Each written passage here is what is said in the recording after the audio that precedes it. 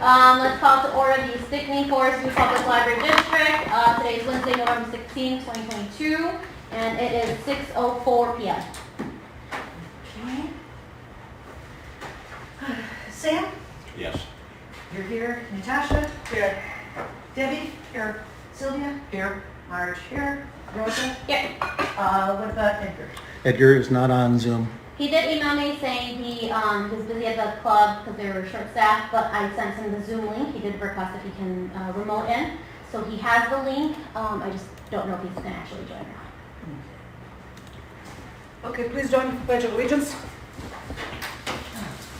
So, Pledge of Allegiance. is this something that, did we vote not to do it?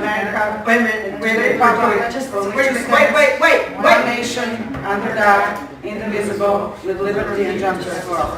Perhaps we should wait till we were all doing it at the same time. Oh, Because we're still discussing whether we were doing it or not. So, there's no problem with doing the Pledge of Allegiance before the meeting, but we had already voted about a year ago, maybe less than that, on not doing that at the meeting. okay, God, everybody's doing whatever they want, so I can do that too. Who's doing whatever they want? You. In what way? No, we can't do whatever we want. That's separate from this. Okay, We're respecting the I board's wanted my decision. flag here and a Pledge of Allegiance. That's fine, and you are welcome to have it, and you guys are welcome to do it before the meeting. I'm happy to do it before the meeting. But too. not during, But but not they during, can't but do whatever they We're want. gonna respect the board's decision to not do it during the meeting. So that's okay, you can bring it every It's time, done during not a the meeting at problem. every public, right, Stephanie?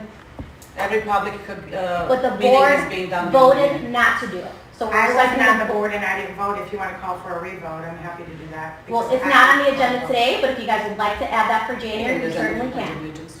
Okay, continue. Okay, so, we did roll call, the consent agenda. I make a motion, we accept the consent agenda. Okay, Susan.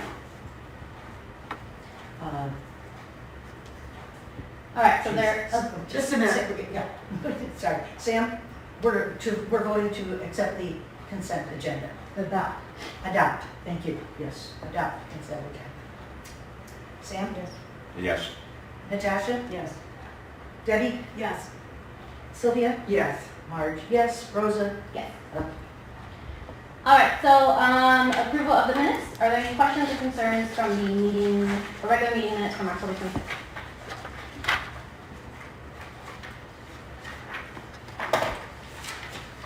All right, are there any questions about the financial report?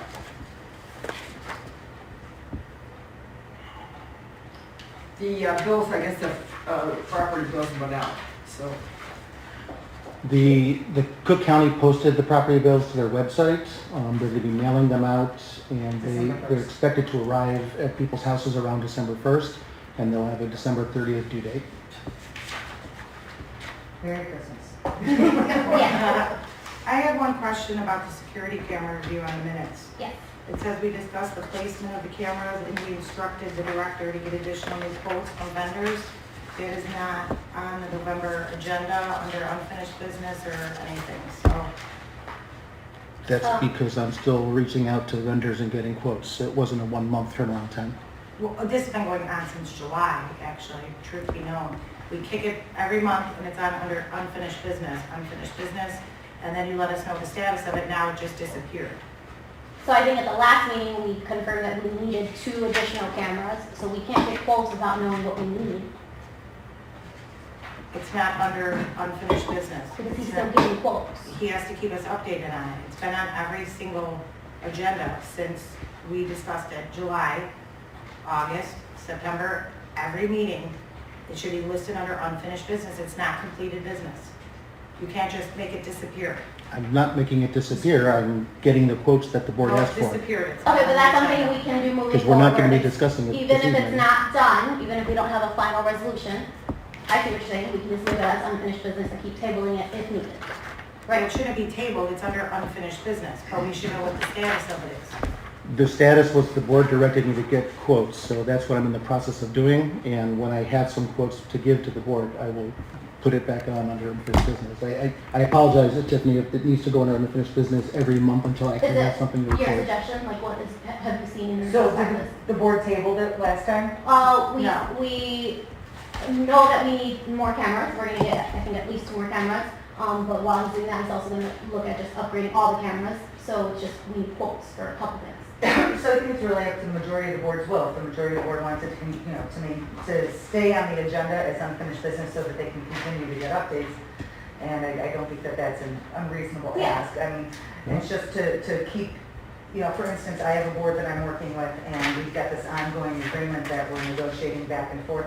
It stays on the agenda Okay. for every meeting until we come to an agreement and then approve it. Okay. So it really depends on how the board wants to do it. I don't see a problem with leaving it on the Yeah, agenda. I kinda like that idea, Business just district, so anything. it's always, so you always know that it's gonna be talked about until the matter's resolved. Right, that way we don't forget about it. So I do like that. So moving forward, we're in agreement where if something is tabled or it's unfinished, whether you're Well, still but- getting quotes. Yeah, and it wasn't tabled, it was Yeah, just, yeah. It was part of the director's report. yeah, Okay. so. So we just keep stuff like that under unfinished business moving forward. Okay. Actually, it was under unfinished business in the last agenda, but it wasn't under the director's report. And if it was on both, maybe, but it Yeah, was I guess- actually on the agenda. I guess I was just under the assumption that we finished it by coming to the decision that we do need cameras. It will require us going out to quote. So, and then it would just be, once we New had business. quotes and we had vendor quotes, it could either be a new business agenda to actually have, choose a vendor. But we've come to that decision that we do need them and we've identified where we need to put them, so. I mean, I'm fine either way. That's fine. It's procedure now. Yeah, so it's It's just, not getting worked just on. clear direction moving forward. Okay. Anything else?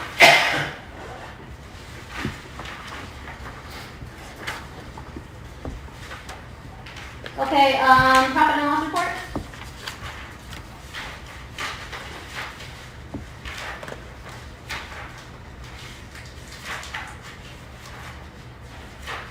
Balance sheet.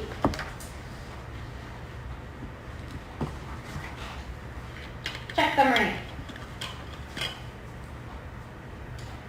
Check for, reaching across the new library system. This is a yearly membership, but it says the membership is from September to June, September 2022 to June 2023. We are signing it in November. Do we have to pay the full price for it? So we've already missed September, October, November. I'm sorry. Which check is this? What's it called? ILR, Well, we don't even know if we're doing that at all because you guys still have to approve the IGA. but the check is here. Yeah, the check is there in anticipation. If you do approve it, we'll mail the check off. We're Okay, done. but that's what I'm saying, like this check is for a whole 12 months. We already lost 3 months. And it's Did we also have- June, so. Yes, actually it comes out it to starts be September only to 6 June. months. I don't know if they have an option to prorate it. I would guess not. Yeah. This has been something that we've been trying to get past for a couple of months now. No, just last month we done. Is that Edgar? Is Edgar on? Oh, looks like it might be. I was just wondering if that could be, if it's possible. Edgar, it looks like you're muted. Can you hear us? Sorry.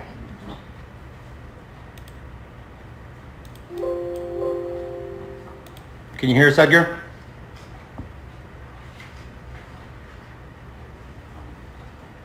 Yeah, I don't show you as being muted anymore, but I'm not hearing anything from you.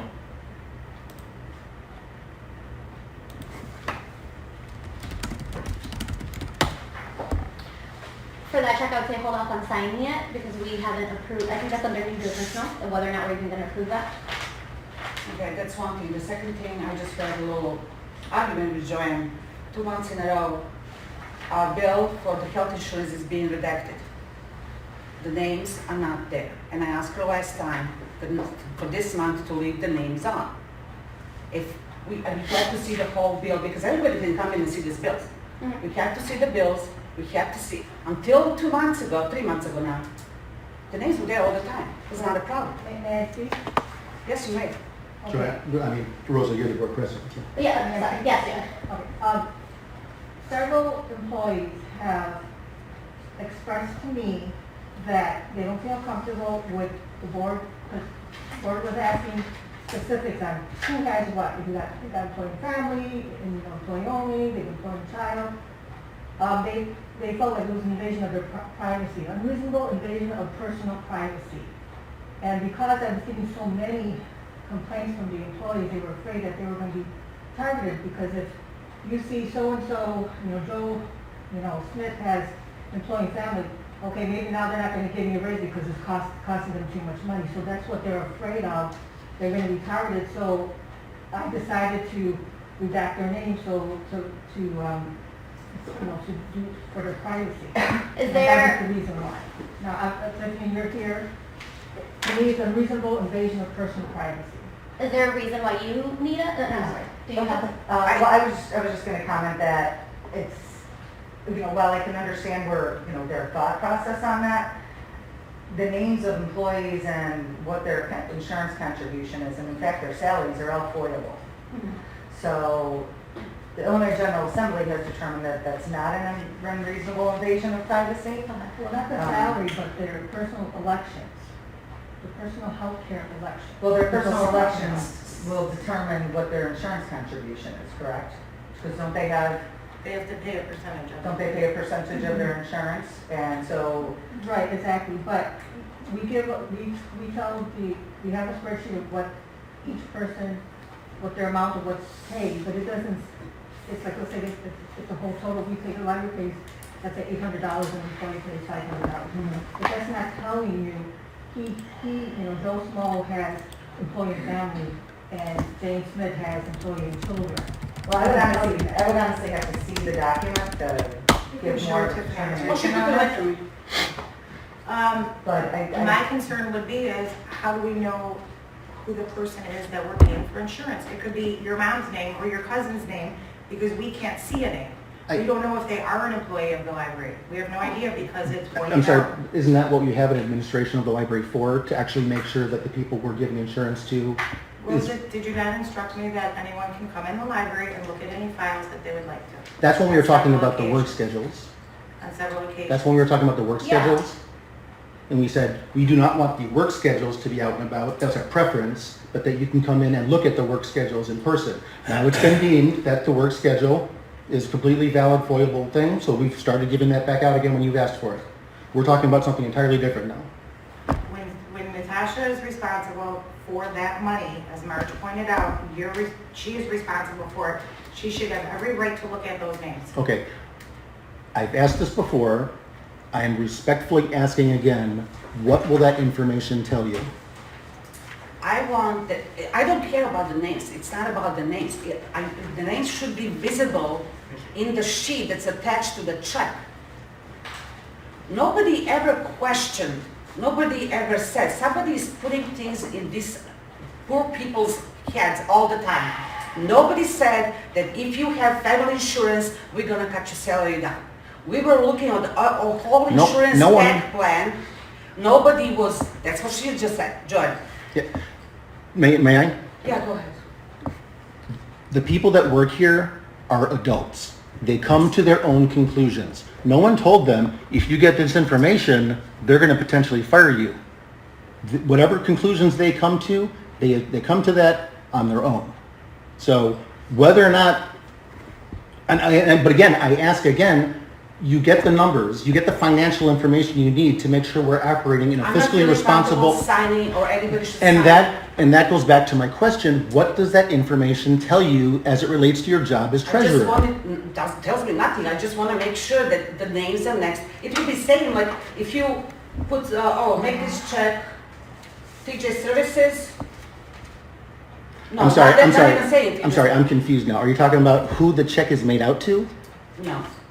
In the invoice, there's no names of the employees. Right. It should be there. Why? For the filing, it should be there. It's was in the under file. a year. The HR department and Oh, you don't want to show administration. it to me. I don't understand. It should be over here in the file when I'm signing it. To me, it looks like, But again, I Not ask good. you, It's but not again, I ask you, what It's does not that information tell you as treasurer of the library? that those are legit names. So you do not trust the staff that you pay to run the library, that we are It's not- hiring? Yes, it's not about trusting, but why is this suddenly came to since 2 months ago, 3 months ago? It's the employees who are voicing their concerns, which is why it has changed now. So I see where you want to make sure everything matches, and that's great. Yes. That's your job. I love that. But does it make a difference if we put employee 1 has insurance A, No. employee 2 has insurance B? No. can we do that instead of? No, it was always with all the names. I just glanced to it, I don't even read all the names, and I do every single thing. I go to it, make sure everything's matching, and I can sign the check. What's the big deal? Just leave it on. The name It's or not a like I'm going, number? okay, A this name or a person- number, Natasha? I'm sorry? Do you want a name or a number? The name. No. No, HR takes care of that. The employees are asking for privacy, and they should be allowed that. So HR is the only one that should have those names. Sylvia, may I ask you a question? So are we now gonna let the employees run the library? No, no, The but taxpayers voted for no. these people to be responsible for the money and to run the library. They're now saying the employees are uncomfortable, the employees don't want their name, the employee wants a comment box, the employee, who is running the library? The employees. The employees are running the library? Absolutely. Then why are we here? You're trustees, we do not run the library. We We do taxpayers not gave run the us library. our voice. The So, taxpayers do okay, not so run the let's library. stop. They did. So the job, if we need to look up a video of what the job of a trustee is, then we will do that. Yes, you The will do. trustee, we spend the money that the library has responsibly, and that is our job. The right. day-to-day management, we are to look over things to You make just sure said it, things are spend not. the money responsibly. Yes, If it's We not are in to the look bill, over it's not things. responsible. we So are to look what- over things. But again, I ask, what does that information tell you as the treasurer of the I just- library? Time No, out. you Is he- didn't. is he on- See and Wait, adopt the Natasha, wait, document. is Edgar on or no? Everyone said, Edgar says he can hear everyone very well. I still can't hear We you, need a Edgar. document Have you confirmed. tried talking yet, Edgar? Well, our lawyer is sitting over here not saying a word. Okay, so it's 6:20. I'm trying. do you- to- do you- do you know what time- Showing it, so I- I'm trying not I- to be rude. I still, Thank you, Tiffany. So, Okay, so 1 second, let's confirm Edgar. Can you hear us or can we hear you? can you hear us at all, Edgar? I mean, well, Edgar's texting that he can hear us, but we're still not hearing him. Yeah, because we would need voice vote and all that for stuff later. Maybe Yeah. you could just call your phone and put it on. I thought, have you tried calling the phone number to connect audio? You could actually be attending the video or the meeting via Zoom to see any documents I share on my screen. But you should have had a telephone number that you can call also. And you can give him my cell if he wants to just call my cell. Yeah, hang on 1 second. Okay. Yeah, Edgar. now, if I may, I just Yes. wanted to read what the Freedom of Information Act says regarding private information. Oh, thank you. So it is section 2, C5 of the Freedom of Information Act, and it says, private information means unique identifiers, including a person's social security number, driver's license number, employee identification number, biometric identifiers, personal financial information.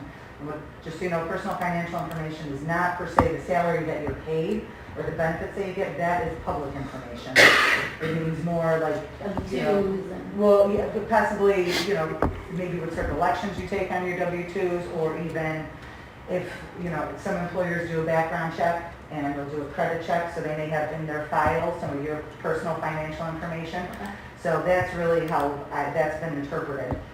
Passwords or other access codes, medical records, and again, that means medical records, not per se, the fact that somebody's getting insurance. Home or personal telephone numbers, personal email and personal email address. Private information also includes home address and personal license plates, except as otherwise provided by law or when compiled without possibility of attribution to a person. So that's how the FOIA Act defines personal information, or private information rather. So I don't read this to say that somebody's name and the number of elections that they're taking, if they're taking a family plan, a single plan, or anything like that. I don't see that as protected information. I would say that is FOIAble. Okay, so then moving forward, Well, Joanne, please include that Just, without redacted. if I may, Yeah. if I may, and Tiffany, this is not meant in any disrespect to you, but we also reached out to the Rails FOIA hotline, and we spoke with Julie Tappendorf from the Rails FOIA hotline, and she said that this request is an invasion of personal privacy. So I apologize, I'm not saying you're wrong, I'm just saying we are getting conflicting information from valid legal resources. And that's beside the point, that it is a concern of our patrons. So, But I think that, the issue is that, you know, Our this employees- is not information that's going out to the public. It is something that, from what I'm hearing, is something that's been in the documents for years up until the last 2 months. And it was changed without any explanation for the change. So I think part of it becomes a problem of communication. I think maybe if things are communicated better, hey, we're changing this because of this, there can be a conversation that's had at that time and a determination that's made at that time. And I respectfully disagree with Attorney Tappendorf. I used to work with her too, by the way. Great lady, but I respectfully disagree with her. And I would also like to add, she is not our lawyer. The board voted on Donaldo. That's who we take our legal information from. Once again, I've stated that in several meetings, and I'm going to state it again today. That is our lawyer. and I'm acknowledging that That's that's what you're saying. I mean, we can just not pay the bill then. Pardon me? And then That's an option too. Trustee Dezolik would like to not pay the insurance company bill. until she is, gets So- me redacted one. And then you don't have any employees, and then you can run the library. There you go. No, you see Sylvia. Okay, it so was we're always- gonna, no, no. It was No, always we're like gonna that. table this we're not tabling this conversation. So moving forward, Joanne, include the information without it being redacted. And we can tell the employees, we are not to assume anything, and we need to stop assuming stuff Absolutely of not. them, and they are not gonna assume stuff of us. We are not targeting them, we are not looking specifically to see who Absolutely not. has what insurance, we are just making sure that the numbers match what they should be. Absolutely. So that is on record for any. Nobody employee is who after wants- anybody. yes, please. Any employee who wants to watch this video, come talk to us, come talk to me. This is not a target to anybody. Please include them moving forward, Joanne. I will not You will- be signing the check, I'm just, what I'm This, saying about this mine. current one until you receive the correct one. But the staff needs to know that this is not a target to them. This is no target on anyone's back. It doesn't matter what insurance you have. No. We are just looking at it from a budget perspective. Because we are making a decision next year on what, I think, what's that, we're paying. I don't think you want to say it's a budget perspective. But again, we can give you, It's not a budget. we can give you financial numbers on how many people are electing this type of package, and how many people are electing this type of package, and what the cost is gonna be for these various implementations of a medical plan. So will It that does resolve not, the it does problem? not need a name attached to a plan. From a budgetary management, you're approving the budget, you're being fiscally responsible. We are giving you all of the financial information you need. If we give you all of the financial information you need, showing how much money family plans cost versus It's married, not about that, please let like- me finish. Married plans, finished plan, single plans, whatever. You Yeah. could take that, look at that as a large number and say, you know what, that's too expensive, we're only going to cover the employee. Again, you don't need to know any individual employee's name to make that financial decision. We're not You are making looking that at, decision now. I It's not about that. I must be missing the point here completely. I'm just saying that I don't think I should be signing the bill that's redacted. and I'm, That's the whole point of that. You want to Nobody's match a talking- name to a number, is that what you're telling me? Yes. Okay, that's and what I she ask said. again, what does that tell you? No, it's not necessary. It's legit documents so I can sign the check. I'm sorry? Natasha will sign I'm sorry? it. I'm addressing Rosa. I'm not addressing you. Oh, I'm sorry. I'm addressing Rosa. Joanne can print it out with one click of a button, go get it, attach it to the check, Natasha will look at it and sign it. It's to verify those are valid employees that are still employed with us. I don't see what the big deal is either. She just wants to match a name to a number. All I we're can doing is wait. Let's just let me get my thin little Swiss cheese brain together. Natasha thinks that she needs to, A, have a name and a number and match them together. Yes. Okay, now, what happens to those names and numbers? See, They're just on a bill, that's what it is. They never even Next to leave the the check. building. They're gonna go from there back to there. They're never that leaving never the leaves building. the building? Never No. leaves the building. I just say Let's I make can't sure sign the that check that until I see is it. conveyed to the employee, that it never leaves the building. No, And it's only between you and that HR person. yeah. Would Correct. that allay people's fears? Honestly, I would say probably not. That's just my You don't think it personal would? opinion, no. You asked me my opinion. My honest opinion is no, that will not allay any fears. I could be wrong. I hope that I'm wrong, but that is my opinion. And does it make any difference to you if there's like just a list that says, okay, there's supposed to be 4 employees who have this? No, she this, wants and to that? match your name to her. I name. don't- Why don't you look at it? I mean, don't it's understand why don't you why just you read the think we names would of be the insuring people that aren't.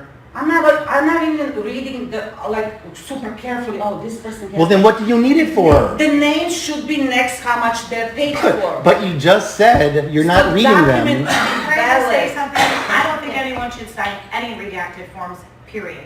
We are a board of trustees, we should have access to everything.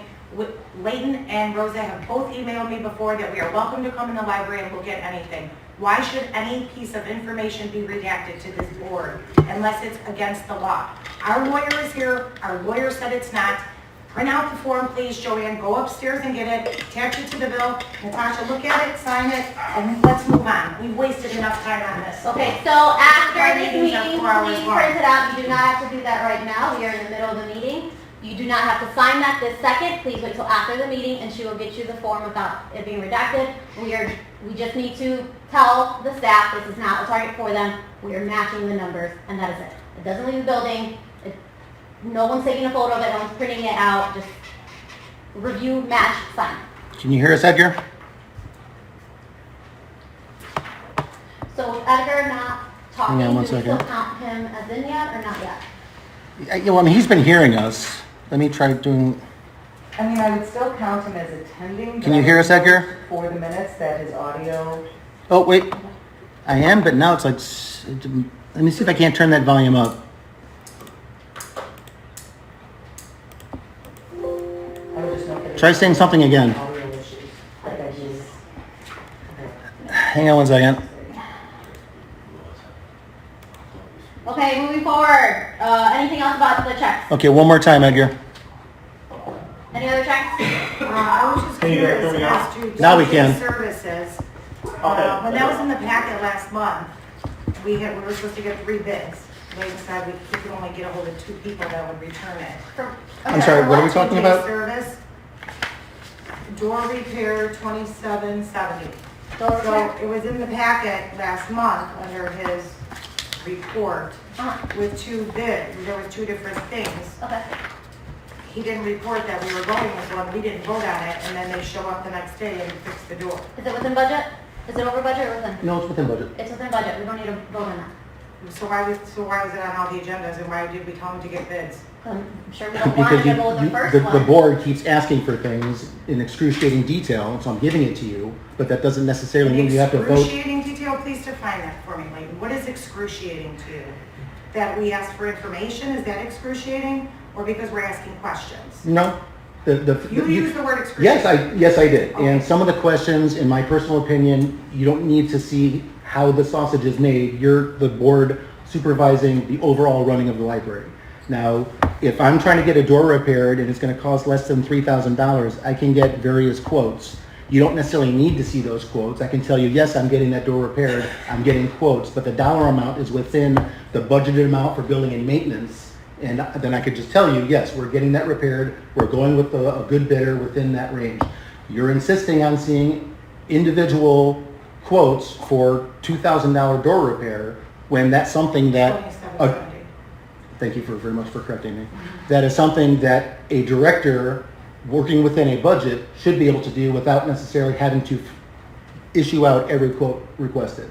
I gave you guys that quote. It was within the budgeted amount. We needed to get that door repaired as it was brought up repeatedly in the board meetings. We got that door repaired. So is So there it an was issue? going on since July, so I'm just concerned if it was such an emergency, why we just now fixed it? in November? Okay, the question is, why is it an issue right now that we're talking Well, it's an about? issue because we were at the meeting that evening, he never told us which one he was going with, when it was getting repaired, and what the status was, and then the truck shows up the next day. Why isn't it being reported to us? The communication is failing. There's a failure to communicate the information that he has got for us. So on one end, it's too much information because he technically doesn't have to include it in his report because it's within budget, but on the other hand, it's not enough information because he didn't tell us that he did. It was in his report. He had never mentioned it that night. So we just are supposed to read the report and that's all? That's not important to you, Rosa? I'm sorry. You read it and if you You have a read the report. question, So then ask him. this is the board We did have a packet. This is the board packet dated October 26, 2022. Facilities, we have received a quote from TJ Service Company to repair the 43rd Street door. Their quoted price was $27.70 to replace the mechanism on both doors. Goldilocks came out on Monday, September 18th to assess the door and gave a quote of $1,110 to fix just the one door. Rather than risk the other door having the same issue down the line, and since we have an established relationship with TJ, I signed off on the repair order with TJ. After a delay due to waiting on parts being delivered, TJ came out on Wednesday, October 26th and fixed the 43rd Street external doors. So I apologize if I wasn't communicating quite clearly enough in my report to the board. It's our job to read it. So what is the problem right now with this bill? Oh, there's no problem. I just thought that anything that was that extensive, like $27.70, the board would take into consideration what it was. We have a bidding policy, a public bidding policy. So you're saying, what's the limit we can let them spend? No, there's a certain, you've not been on the board long enough. He has a budget that he could go, he has a spending limit, there's a spending limit that he has that he can spend money on without having the board vote on it. Okay, what is the spending limit? I'm pulling it up for you now. Let me know. And in here, you tell us that you went with them.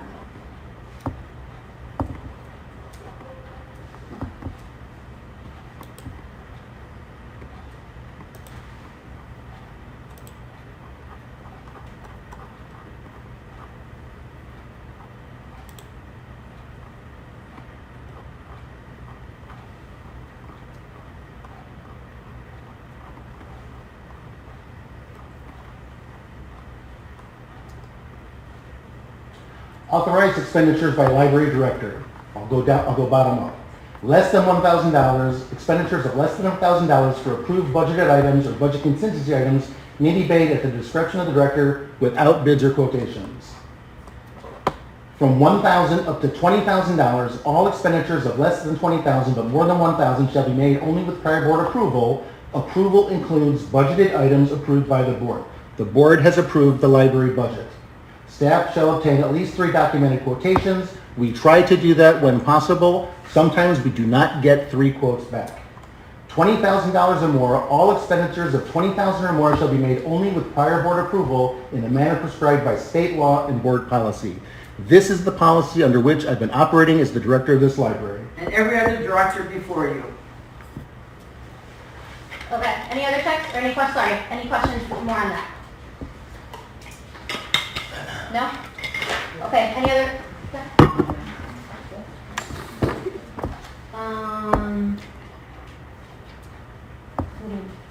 Are the cameras specified in the budget? I think it's just under building maintenance. So would cameras be considered building maintenance? Cameras would probably be considered building and maintenance, I would assume. It's been a while. It's been a while since we had to do that. The last time we had any security camera stuff done, it was part of the building renovation. Okay. Anything that did not get added as part of the building renovation has been here for 10 plus years. Okay. Yeah, I would just say, the way that that's written, it's a little, it lacks a little exactness. Okay. Because when I see approval includes budgeted items approved by the board. When I see that on there, I think that there could be an argument made, and, you know, I'm a lawyer, I can argue both sides of things half the time, but there could be an argument made that means that specific item will need to be approved by the board in the budget, and that's why I was asking if the cameras are specifically in there. So I you know, kind of see both sides. It's building and maintenance, you know, obviously, so building and maintenance is generally in the budget, but the cameras specifically are not. So I think that maybe we should look to amend that to either make it more specific or less specific, just make it clearer. Because I think that there is, well, I think that obviously there's some confusion as to what includes budgeted items. Because your budget, the way it's laid out, it's, you know, sort of a overall budget for each fund. It's not a detailed budget, like line by line, we're gonna spend. Yeah, it's not number 227, number 2 pencils, 32 pens. Correct. Right, we don't We want can't that. do We that don't to want him. that. We can't do that to him. We have to give him some leeway to use, because things come up. Well, if I can make a suggestion, when a situation like this comes up with the cameras, and you guys go and tell him, go out and get bids. I think the direction should be go out and get bids, and if you get bids, you have the discretion to award the contract so long as it's under a specific amount. Under $20,000. But again, the concern I have with the way that language is I just don't think it's specific enough. It says budgeted items, and when I think budgeted items, I think the overall budgeted items.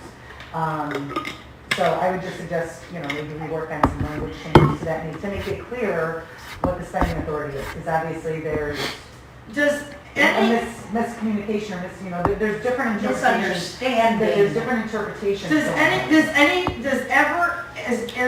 is the library director ever allowed to operate and run the library? Every day. So a lot of places will say that they have spending authority up to a certain amount. Yes. Yes, That's what, that's what it said.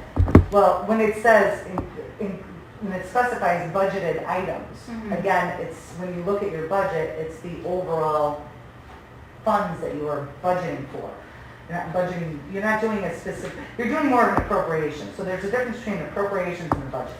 So the appropriations is the overall, this is what this fund is getting. And the budget itself, the budget document is typically a little bit more detailed, like how many number 2 pencils you're going to need.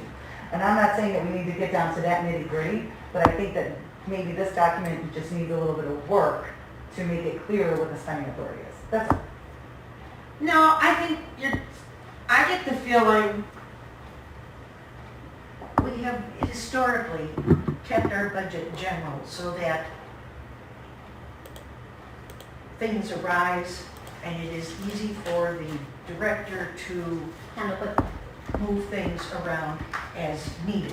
When you start putting the director into how many number 2 pencils, et cetera, then you lock up the money where you can't do anything. the library, I need 3 pencils and we've only budgeted for 2, you're screwed. No, historically, our budget has been generally written. And I'm not saying that you change your budget, I'm saying that language could just use a little work in the Okay, sentence. so what do you That's all. suggest? Well, can we do for January? I'll talk to you and then There we we'll go. see. Okay. January. Just because, I need to think about it, but I can see how that Yeah. language could be interpreted in 2 different ways, that's all. Yeah, we don't want to be too But specific, that's okay. but, we'll take your suggestion, but we don't want to be too specific. Understood. Okay, any other questions on text? We've followed up on the, and I'm sorry, I didn't read this in the email, about the bill we had last month for the lawyer for this guy's name. Eric Stack. Yes. So he had a .25 charge, which amounted to about $46. No, there was one for 200 and something dollars, right? Is that not the one? Yes. For Eric Stack? The one I saw was only for like 47, but I- For 547? no, the one I saw was only 47. for like 47, but I Oh, didn't necessarily look at the I whole thought it was a thing. lot I thought it was more. I could pull it up real quick. Now, I believe what you guys sent me was .25 and it was about 46. I may have 46.50. only sent you a screen cap of a portion, I didn't, and if there was Okay. more, I might not have seen it also. Okay, well, I can just explain, Eric Stack has been doing, there's these tax rate cases that get filed, tax rates, that get filed by people contesting the property tax rate. And they have filed them against pretty much all of the local governmental entities. And it was a year or 2 ago, we were asked to appear on the case, so this is just his status calls on the case and doing the work on that case. It's related to defending against the tax rate being lowered. If the tax rate is lowered, then you guys get less money. So it's defending the tax rate. Does that clear up? Or does that answer? So this is an ongoing case. Yes. And he only appears on it probably once every, gosh, I mean, you've seen him on the invoices probably once every 3 to 6 Perhaps maybe we months. could get an alert on that when there's a new name on there that we don't know. Well, it's been on there before, it was on there a year ago. Oh, well, forgive me. But I'm saying that he doesn't, I remember that. he only bills for that case when that case is up. And so, Perhaps for regarding case or regarding something, I mean, I'm I sorry. thought that his entry did state, that it was regarding the tax rate Yeah. case. I will tell him to be more Yeah. specific in the entries, I can certainly do that. Thank you. That's not a problem. Yeah, it's something And- unusual. and- Yeah, no, and I mean, the question's fine. you know, I mean, I have no problem justifying, you know, that charge because it's a legitimate charge. Okay, And that's what we so wanted to it's- make sure if the charge is legitimate or But not. The first thing I asked was, did you bill the right client? Because Yeah, it can did you not happen. possibly get confused? And he's like, no, and I asked him about 4 times just to make sure, like, you're correct, you billed.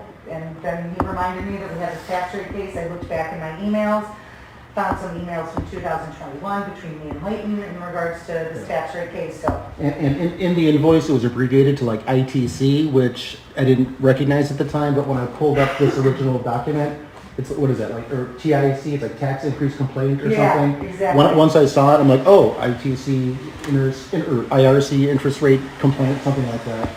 2011? Well, Yeah, it's this, been an ongoing case since 2011.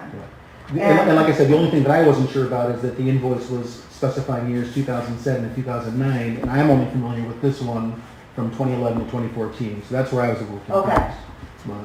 But it's like all of these townships and villages have all been, this is a mass thing that they sent to like all of these Village of Forest Park, Village of Stickney, Village of Yeah, like Worth. all of these all these communities school are participating in districts. this.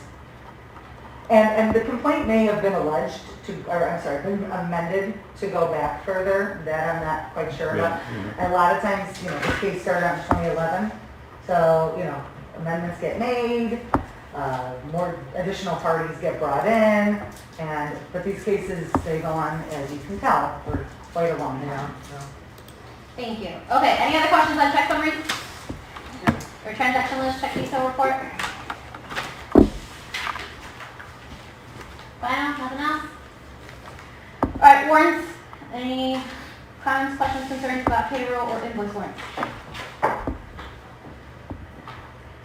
All right, so is there a motion to approve the consent agenda with the October 26, 2022 general meeting minutes, October 22 financials, and invoice warrants? Warrants updated November 16th, and the payroll warrant dated October 28th and November 11th. I will so move. Second. Sam? Yes. Natasha? Yes. Debbie? Yes. Ooh, Edgar? Yeah. Okay. Sylvia? Yeah. Marge, yes. Rosa? Yes. All right, so moving on to the secretary's report. I included that one, the last was included. Okay, so, I just wanted to point out the correspondence. If you guys saw on our Facebook page, I just wanted us to be aware that that is how we are perceived. You know, people watch our videos, people see us, in the library, out and about. So I just wanted to bring that to everyone's attention. So I'll just read it. The correspondence was from Facebook. I think we could all read it, and I think it's inappropriate that you put it in the packet. Absolutely. Why is it Considering- Why is it inappropriate? It's inappropriate because in our packet from July, from the auditors, we did get 100 comments on our Facebook page.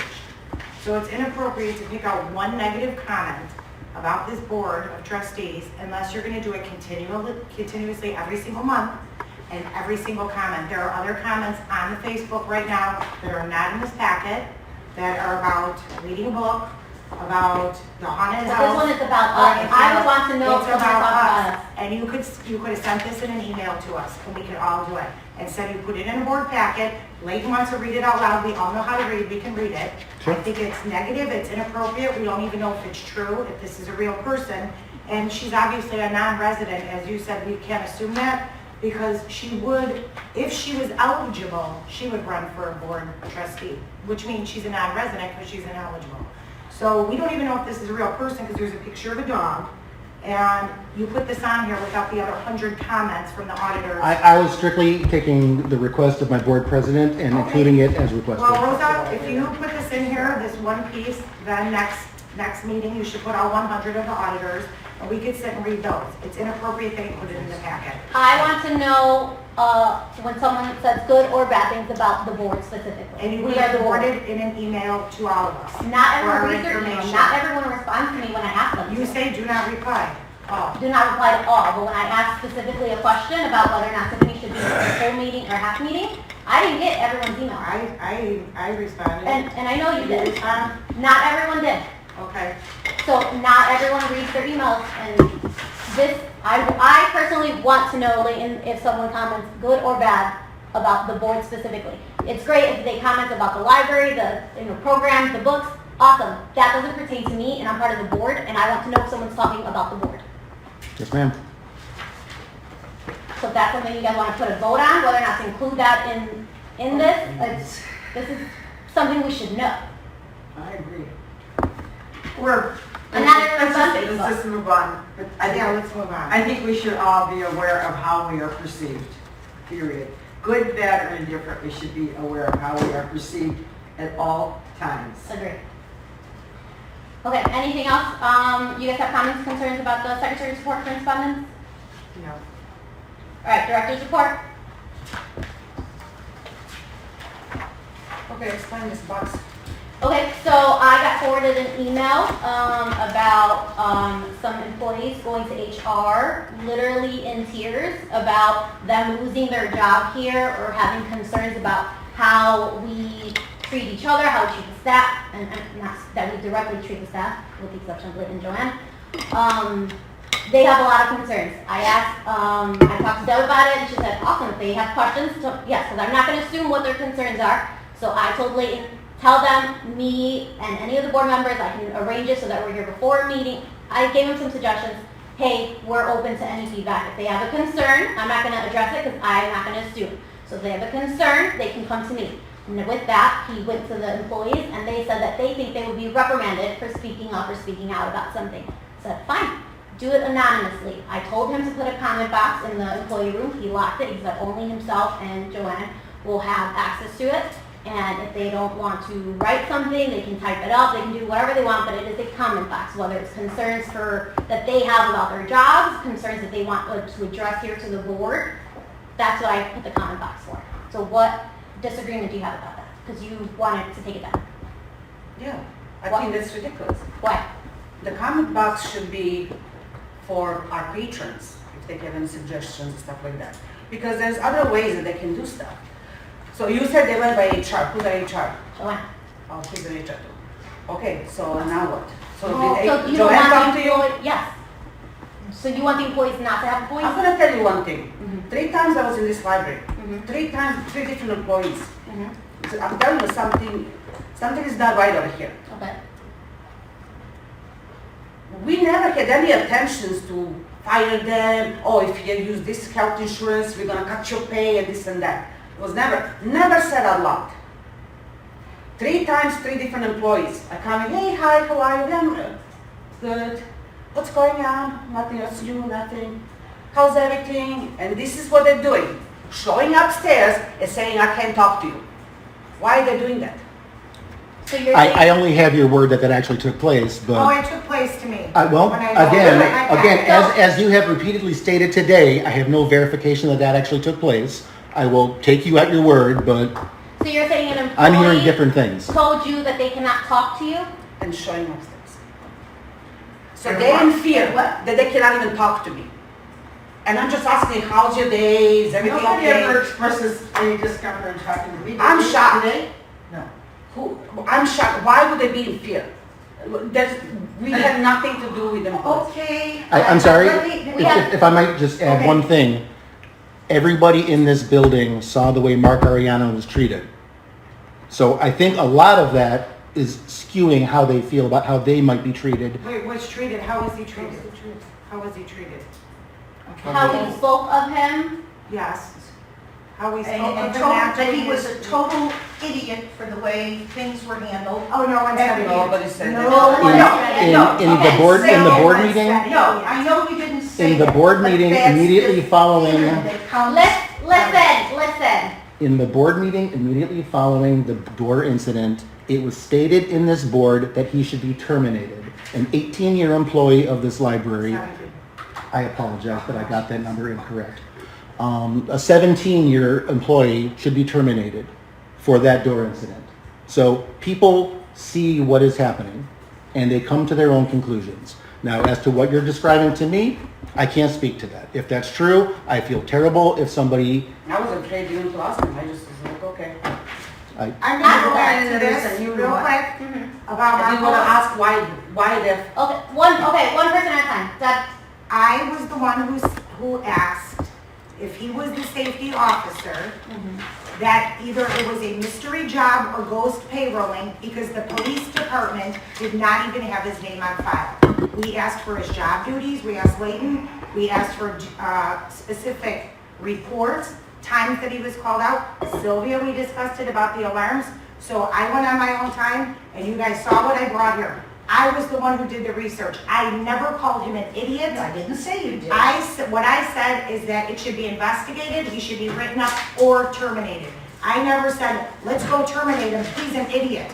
So don't put words in people's mouths and then go tell them to go watch the YouTube clips that you started posting, because that's been suggested also by your employees. Why, okay, So that was never, we asked Marcos to come to the meeting the next time, we invited him to come explain the situation, instead he decided to resign. That's when I said, is this a mystery job? We wanted to know what reports, what duties, when the fire department was called out. You guys were talking about these alarms going off and floods happening and servers having to be reset. We asked for detailed reports of it.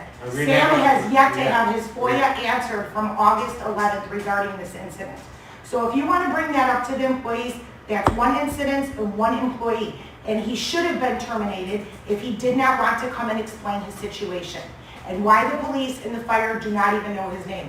What was the safety officer? We couldn't even get that far. $6,800 a year these taxpayers paid him to be a safety officer, and the police didn't even have his phone number. That's what we wanted answered. okay, so the Margot thing Nothing is, to say. it's done, it's done. The You guys employees, brought it back up. the employees are perceiving us a different way, the patrons are perceiving us a certain way, and so their concerns are valid. So I'm gonna put the comment box, because they should have a voice. If they feel that they cannot come to me, and they, Joanne's just gonna keep forwarding me everything, no, it needs to come directly from the employee. And if they're scared to come to one of us, to me directly as the president, and I'm here, I feel I'm a very friendly person, but they won't even come to me. So I have comments if you guys want to see them, but I wasn't going to bring them up because it's just, we'll address it a different day. Not to interrupt you, but this is the chart that we have. They have many outlets to go before an anonymous box is placed against the Board of Trustees for comments that they don't want to sign their name to. Once again, Layton, remember you gave this to me when I And so, started? you explain to me, where do the employees go? So the employees go to their head, they have Which a they department disappointed, head. okay? And then when the department head doesn't get anywhere, the department head takes it to Layton. When Layton doesn't get anywhere, they go to HR first. And then if they don't get anywhere, they go to Layton. If they don't get anywhere with Layton, Layton comes to the Board of Trustees. You don't decide to put a comment box. This is a board, we're supposed to be unified, that's why we were elected together. We're supposed to be working together. I'm Now, sorry. you make a decision, I'm still talking, please. You made a decision on your own to do this without consulting any of us, without bringing these concerns to any of us that are regarding us. You decided to do that, Rosa, Yeah. and that should not be. We are a voice together. We should vote together. You can't just start doing what you want.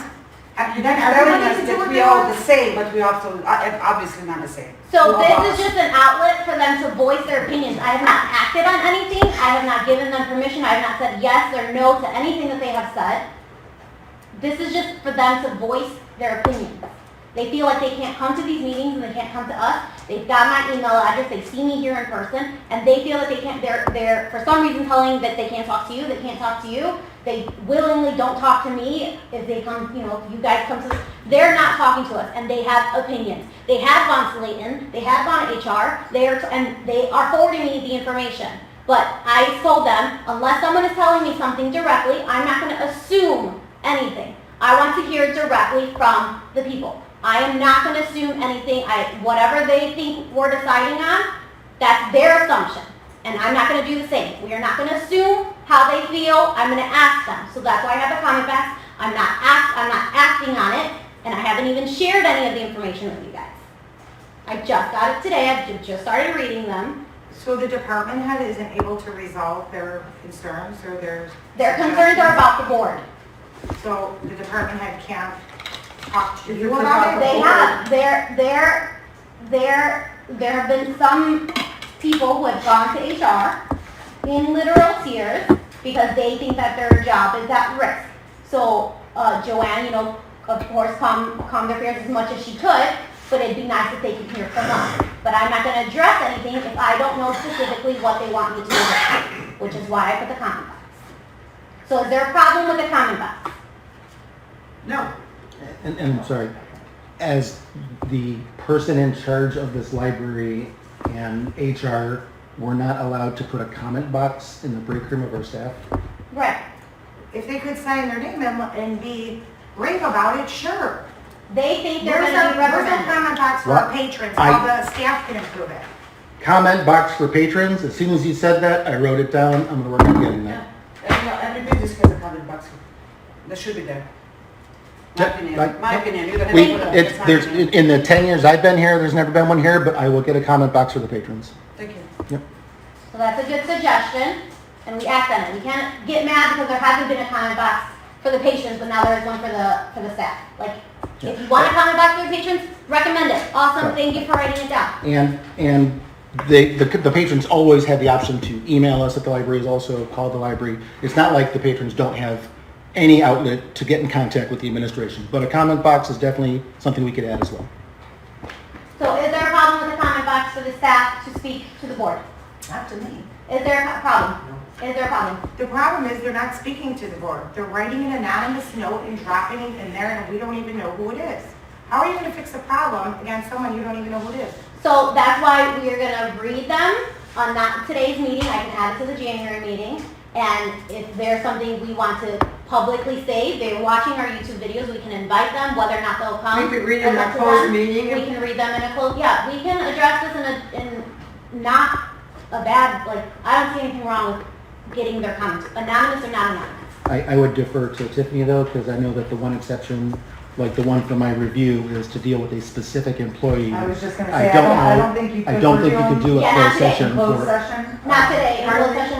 I don't think you could review them in closed session, Right. just because I don't think it falls within the exceptions for closed You session. mean for the comment box? The Yes. comments. You don't think that should be in a closed session? there, No, because it's, the exceptions under closed session deal with performance of specific employees, as Liz just stated.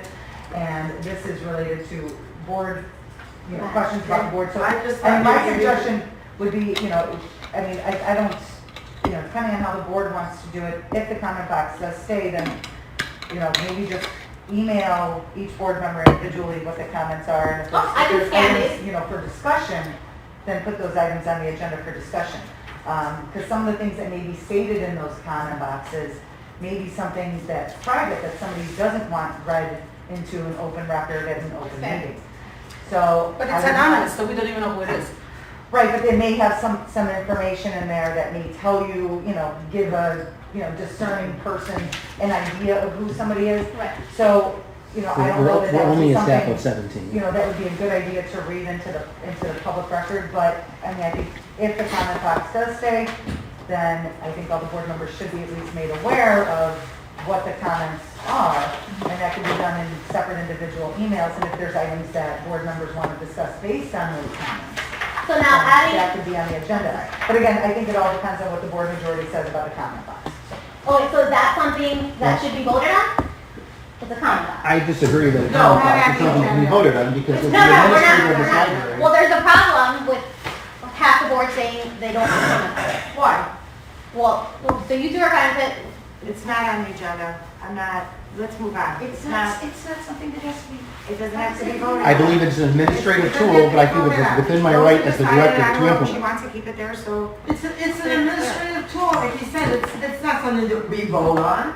Well, the board does establish policies and procedures, so the board could, if they wanted to, establish a policy that says no comment box. The board could establish a policy that says, yes, we're going to have a comment box.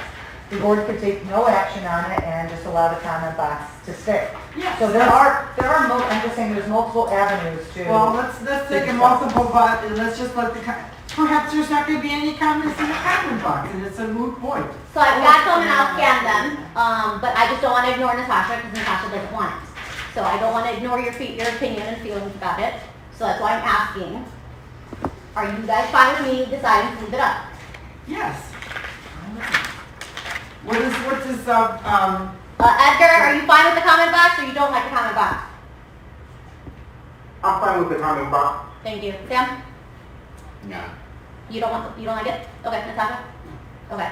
So, it's not an official vote, it's not anything, but I'm just listening to, you know, everybody's feelings and so the comment box is gonna say. Okay, so moving on. Anything else on the director's report? You guys saw the financial update? Oh, you already talked about it. Yeah, that's what everything. Okay. Department head reports? You guys saw Oh, that? I would like to say Joanna Hobley is really jumping into that job very well, isn't she? Yep, she I sure think is. she should be commended on that. I'm very proud of her. You Yeah, guys she- are on TikTok now? She has, yeah, that's something that one of the search staff, well, youth has done it before also, and then one of the search staff wanted to try doing it as well, similar to Sonia's book talk videos. One of the search staff has been doing the book talk TikTok. Say that 5 times fast. Yeah, love it. So, and then, what was I just about to say? Central Stickney programming, good. Department head Oh, reports? I'm sorry. What I was gonna answer your, what you were talking about Johanna was, the benefit we have with Johanna is that she, within the last year or two, got her MLS degree, so she's bringing an additional skill set to that role, Yeah. having that library science degree, Yeah, with a focus on cataloging. Watching her growth is just phenomenal. It's just, I mean, from being a neighborhood kid to, Aw. Yeah, you know, it's just. yeah, she's been here 20 years. Yeah. Might I just ask real quickly, Yes. is Sam's FOIA ever going to be complete? Well, I was for August confused, 11th? by when you said that. How was the, Yes. not addressed? Because we did send you what you had requested. Which FOIA is this?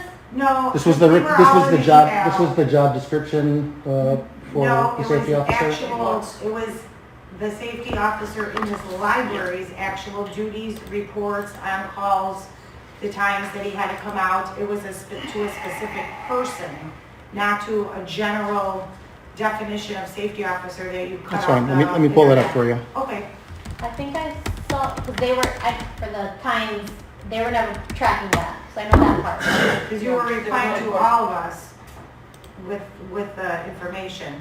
Like when I request information for someone, then you send it to all the trustees and then say, do not reply all, which is great, because then everybody knows what's going on. And the last email that we got to Sam's response, do not reply all, or whatever it was a generic description again of a safety officer. And I even responded, my interpretation of his FOIA was he wanted specific duties of our safety officer with detailed reports when he worked and what he did. It's water under the bridge because he's gone, but it's an unanswered, unfinished FOIA. So I'm just wondering if, once the problem goes away, do we just not answer FOIA? Well, no. No, did you no, my address that impression was it was not- answered, and if you have a different interpretation of that, I have no control over that, but I will look for that email for you. Yeah, if you still had questions on the FOIA, then you go back and you ask for clarification or say this, but I think there was not a specific. I asked for his job duty and everything. His job duty is supposed to be And that Reports, that sort of reports. thing. In your opinion, did he have anything specific aside from that generic, like that's what he's supposed to be doing? I need to find the email that I sent, but in my email, to paraphrase, I said that we hadn't felt the need to keep a log of every time he responded to an alarm call or a power outage, so we didn't have that information to give at that time, but that going forward, we would start to log that information. Yeah, I remember that.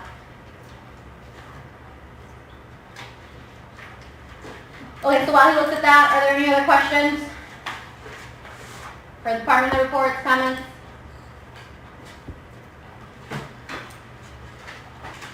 Alright, so then we'll do the trustee training after he finds. Ready.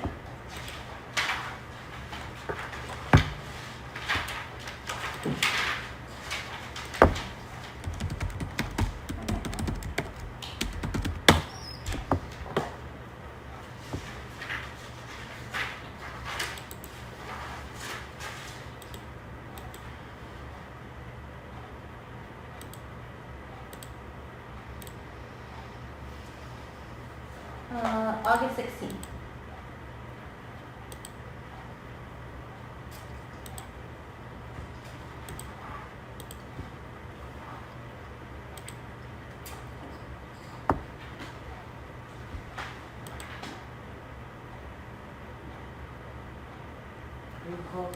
Yeah. Wait, I don't know if you're getting ready to run for the door. No, I'm not running for it, I'm just going. No, it's Well, down this there. is gonna vote. Oh, you're not getting rid of me that No easy, way, kid. no way. I won't let you leave.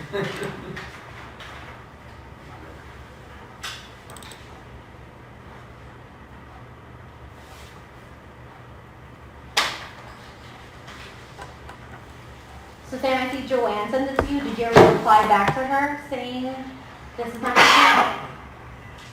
Sorry? I see Joanne emailed you the information on August 16th. Did you ever reply saying you had a problem with her answers? No. It wasn't from you, which is probably why you're not finding it from Joanne. Okay, so we can't say that the FOIA wasn't complete. Where's the answer? Right, I'm showing it up on the screen. Okay. And I have a job description of duties for of the library safety officer, Marco Soriano, for the Stickney-Forest Library. Answer, see attached job description for Marco Soriano. Company Services job description. Please include detailed description of Marco Soriano duties of safety officer. That's also included in that job description. We'll pull that up in a minute. How often he works as safety officer and what hours does he work as safety officer. All documents of his reports of safety officer. Mr. Ariano is on call as a safety officer 24 hours a day, 7 days a week, with the exception of days when he has taken vacation time, personal time, or sick time. We have not had the need to keep a log of safety officer tasks in the past, but will going forward. Every time there's a power outage, Mr. Ariano has to come in to fix the network. Every time there's an alert from the water sensor, Mr. Ariano is coming to check for flooding. Every time someone has had to come in early to do repairs in the building, Mr. Ariano comes in to let them in the building and monitor the work done.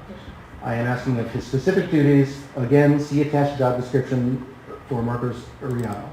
Now, when I pull up that report, or that job description, I mean, That's This- specific to this, Stickney. this is his technical services, his general job description, also his IT technology job description that he was also doing, building and maintenance. Again, he was my facilities point person for the library. And then as the safety officer, these were his specific duties as a safety officer in the library. So we answered your FOIA request. It's completely different than what I got in FOIA, what's his job and duties, but I'm sorry? Well, so you did a FOIA as well for his job duties? for everyone's, yes. Okay, let me pull that up then for you. Let's not waste time on that. Well, it came up, so I'm happy to look it up for you. No, I have it in my bag over here. Okay, does anyone have any Let's questions watch about the this video. FOIA? Or is there an issue with this FOIA? No, it just wasn't sent to all of us, but apparently Well, some emails are and then some aren't. Well, I'm sorry, Tiffany, when someone makes a Apparently- FOIA request, do we reply to the person who made the FOIA request? Yes, generally. Okay, thank you. But there was, Unless the Sam board was has saying requested. he couldn't Yeah. see any reports because I see it now that he never even kept the reports detailed. Or Yes. this day or this, that. Correct. Yes. And if you look at the FOIA law, it says you don't have to go back and recreate information that you don't have. Why would you recreate, yeah. We did not Oh, it have, didn't exist we did then. not have logs detailing every time he answered one of those calls, so we could not provide that in the FOIA request. So we said we will keep a log. I could pull up the log that we started to keep after this date to show you that we did start to keep a log for it, if you'd like. No. Okay. Okay, so you receiving this, do you think that this was not complete? This FOIA request is not complete? Yeah, it's complete. It's complete. Okay, let's move on. Trustee training, please. And I'm sorry you won't be able to watch it, but hopefully you'll be able to hear it, Edgar.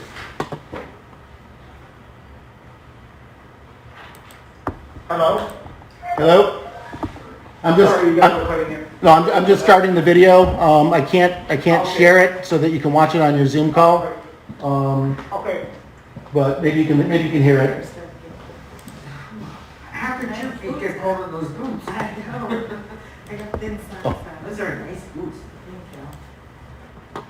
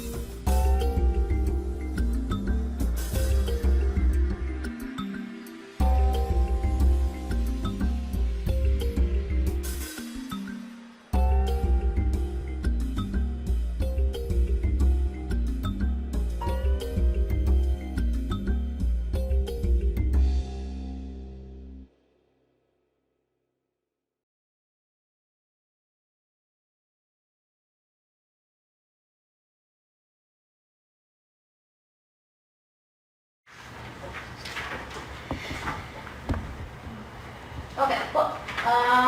Committee reports, there are none.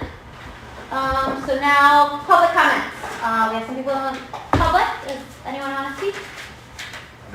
No? What about you? No? Okay, thanks for coming, guys.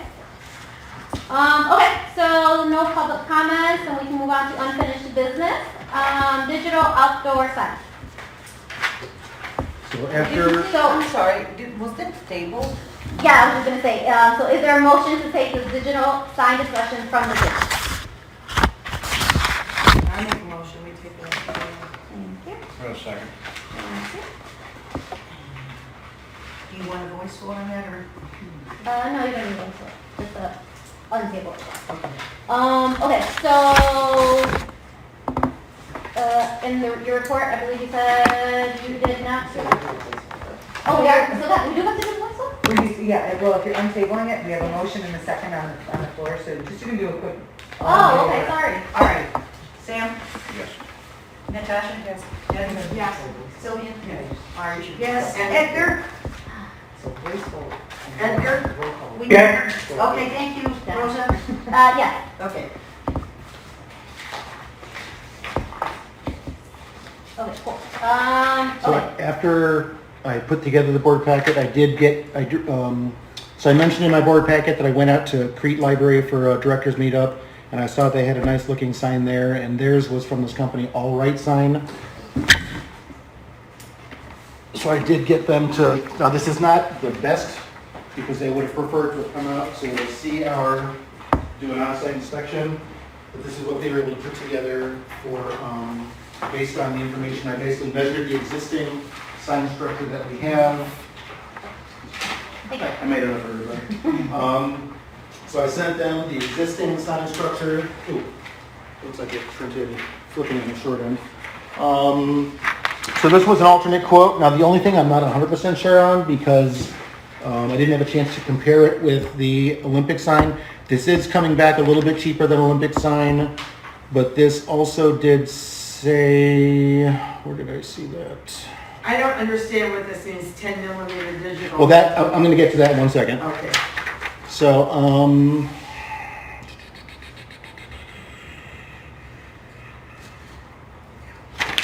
unless it was in her email. Basically, there was something about the quote being based on the assumption that they'd be able to use the physical steel support structure of our existing sign. So that might possibly be why it's cheaper than the Olympic sign. To answer your question, basically similar to the resolution of a TV screen, the resolution of the digital sign is based on the size of the individual LED lights on the display. The quote that I got from Olympic sign was for a 19 millimeter digital sign. So the light bulbs in the display are a little bit bigger.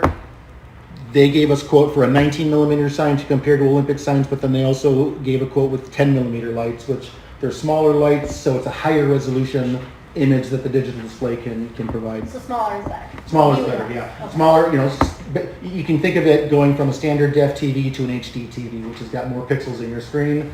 The LED lights in the digital sign are basically the pixels in this digital sign. Size-wise, so smaller is better. Yeah, exactly, Okay. exactly. So you went to the Crete, how is, does their sign look like the St. Pius? Theirs looks different because they've got a big brick kind of arch. The digital sign is built into a big brick kind of fancy decorative display. But the guts of it, the digital sign, is basically very similar to this. And I gave them the same mock-up that I was using for, that I used the St. Pius as a general guideline, that we could do something similar. Now, she was also saying that potentially, based on what we have currently, that, she'd be like, well, it might be better to go with a bigger sign since we have the bigger sign already. I was telling her, I'm like, well, I think we had that big sign because we were, we had so many letters of physical letter tiles we had to place in it. So we, that forced us to go bigger to be able to get 40 characters across or whatever that count is. And that because a digital sign can cycle through messages and it can be changed on the fly, we might not need as big a sign as we currently have. But that would always be a possibility if we wanted to have a digital sign and keep it as physically large as the one we have. I was just looking at the St. Pius sign as a guideline because it's a quiet, small intersection. I don't know if we needed something too big, particularly since it's digital and it can be changed on the fly and cycle through various messages. So anyway, this was the other alternate quote that I was able to get. And Remind me the grant amount? So the per capita grant amount, I want to say was about 15,000, so it wouldn't cover the full cost of it. Okay. So we would still be paying for some of it out of our building and maintenance budget line, Okay. but it would cover a good chunk of it. Were you And- able to find out if you could use the other grant, like Natasha? To split it across the Yeah. were two you per able to capita, use it? I haven't gotten 21 that and information, but 22? I haven't heard back yet. And I know Sylvia liked the village one. I was able to get a hold of Trustee White, and he did give me the name of it, with the Okay. price of it. But it is, of course, 5 years old. Right, It right. was. So I didn't know if you wanted to contact him, only because we know what it looks like, we know what the cabinet is. Sylvia, you know, the sign in front of the village. How much did they pay 5 years ago? 24,000. So it can only be more than that now. And what was the company name? Great signs. Gee, here, I can, if you want to take Yeah. a picture of it or Thank copy. you. I just know because we already know what it kind of looks like or what to expect or, yeah, maybe if you could take a picture on your phone. I was gonna make another copy, but the trustee was ill for a few days, so it took me a while to get it. Just maybe some other options. I think that one option without the installation is just canceled off our list, right? Which Did one? we, The, the last one, we get a quote for like Oh, the the sewer installation or signs, and something. they had like a DIY kit. We weren't gonna do that, right? Yeah, I Okay. will. I did reply back saying, "Hey, can you give us An installation an quote? updated quote Yeah. with installation?" And they never got back If to they me. don't get back, Yeah, just yeah. forget about yeah, that. that's already back on I mean, I need to delete the phone's full, so I'm just deleting Oh, some well, you photos. can hang on to it and give it back I'll to take me. a picture. Or Oh, email yeah, it yeah, to if you me could do if that. want to. Okay, so the only thing is we need to decide at this meeting. Yeah, I mean, the big thing was the per capita grant money needs to be spent by the end of the year.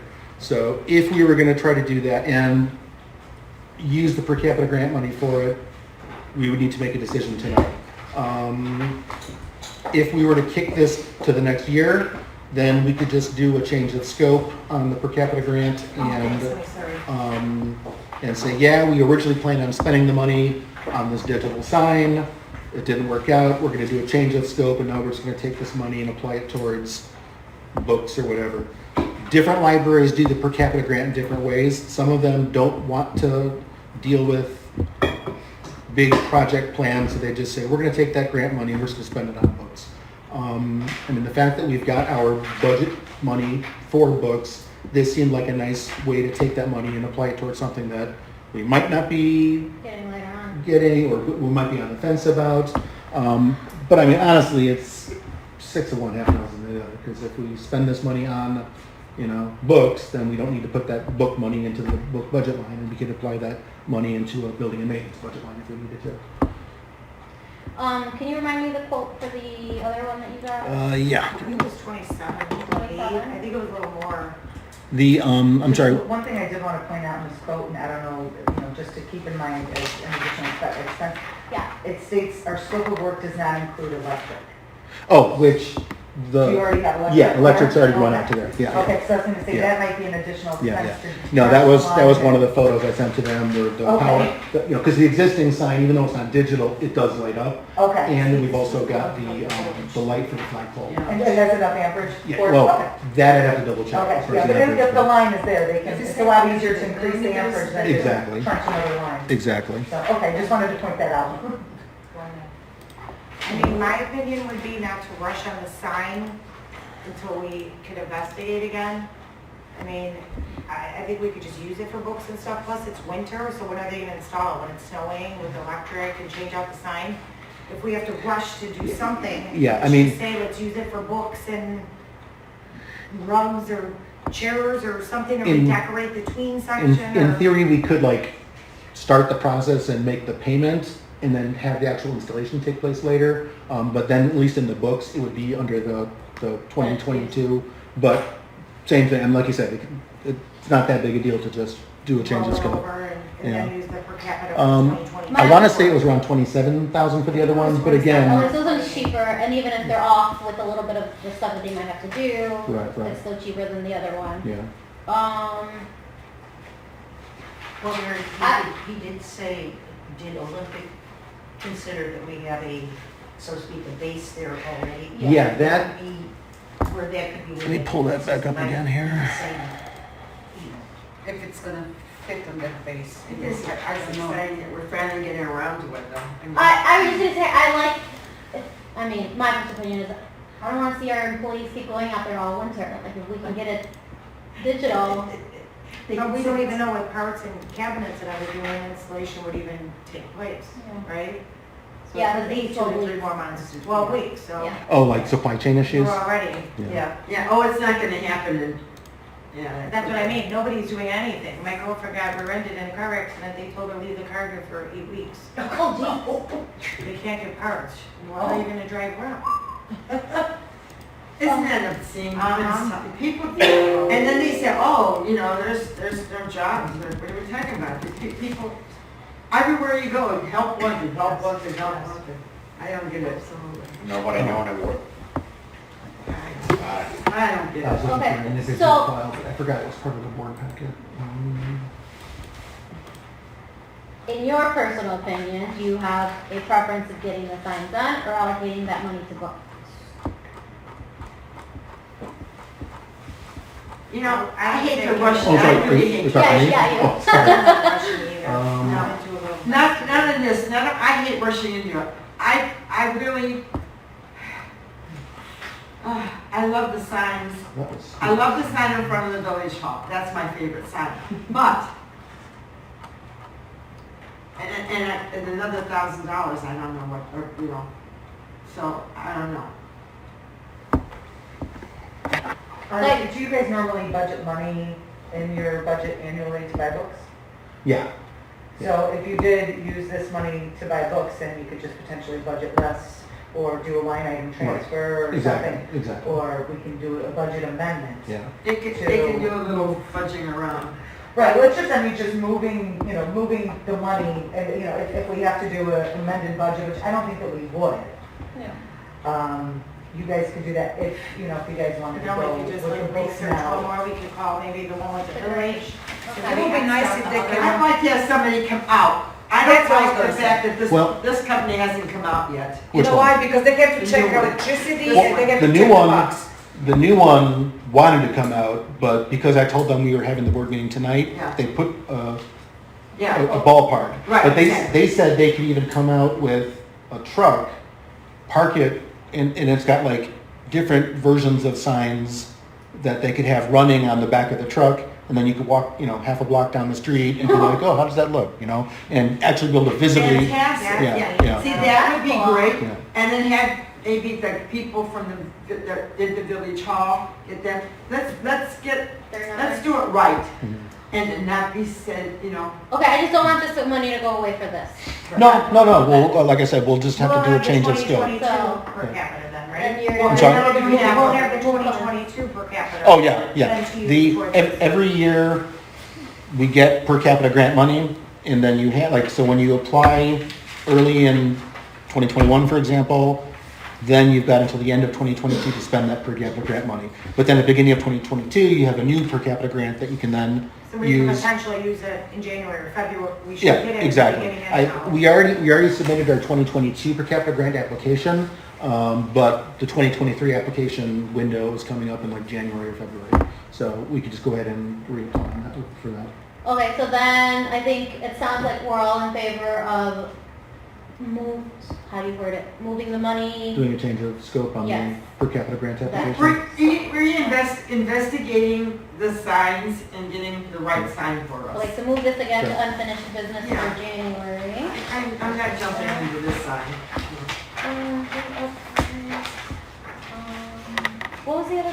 Yeah, and again, if, I was just looking for something clean and simple like what St. Pius has, but if you guys would prefer, I think theirs is kind of small, mowed to the ground actually, isn't it? I don't know anything personally myself. I I mean, if you have no sign, like the smaller. if you have our sign hanging letters or their sign, then I'll take their sign. But I think there's nicer signs than their sign. Maybe theirs was cheaper. Well, as we have. Well, theirs is an Yeah. old sign. Theirs has been up for a very, very long time. No, I think it's only maybe 5 years. 4 or 5 years, Is it I want only to say. five? Yeah. So like, Yeah, because they were waiting too for a long time to get it. Or maybe because they had a bigger So- sign and then went to a small one, it looked smaller. Change Maybe. the scope. Could be. No, you guys can just direct them to, because I don't, you don't think you need to take a vote on the changing the scope of the grant, because number one, it's not on the agenda, number two, that's more just, Technicality. And Right. then Executive do we or vote the table? executive decision. right, you guys are giving them direction as to the grant, as to how you want the grant money used, because the sign quotes, you know, you guys didn't get enough information in time to do it within the scope of the grant, so you're just changing the scope of the grant, and when you guys originally did the grant, did you approve the scope of the grant?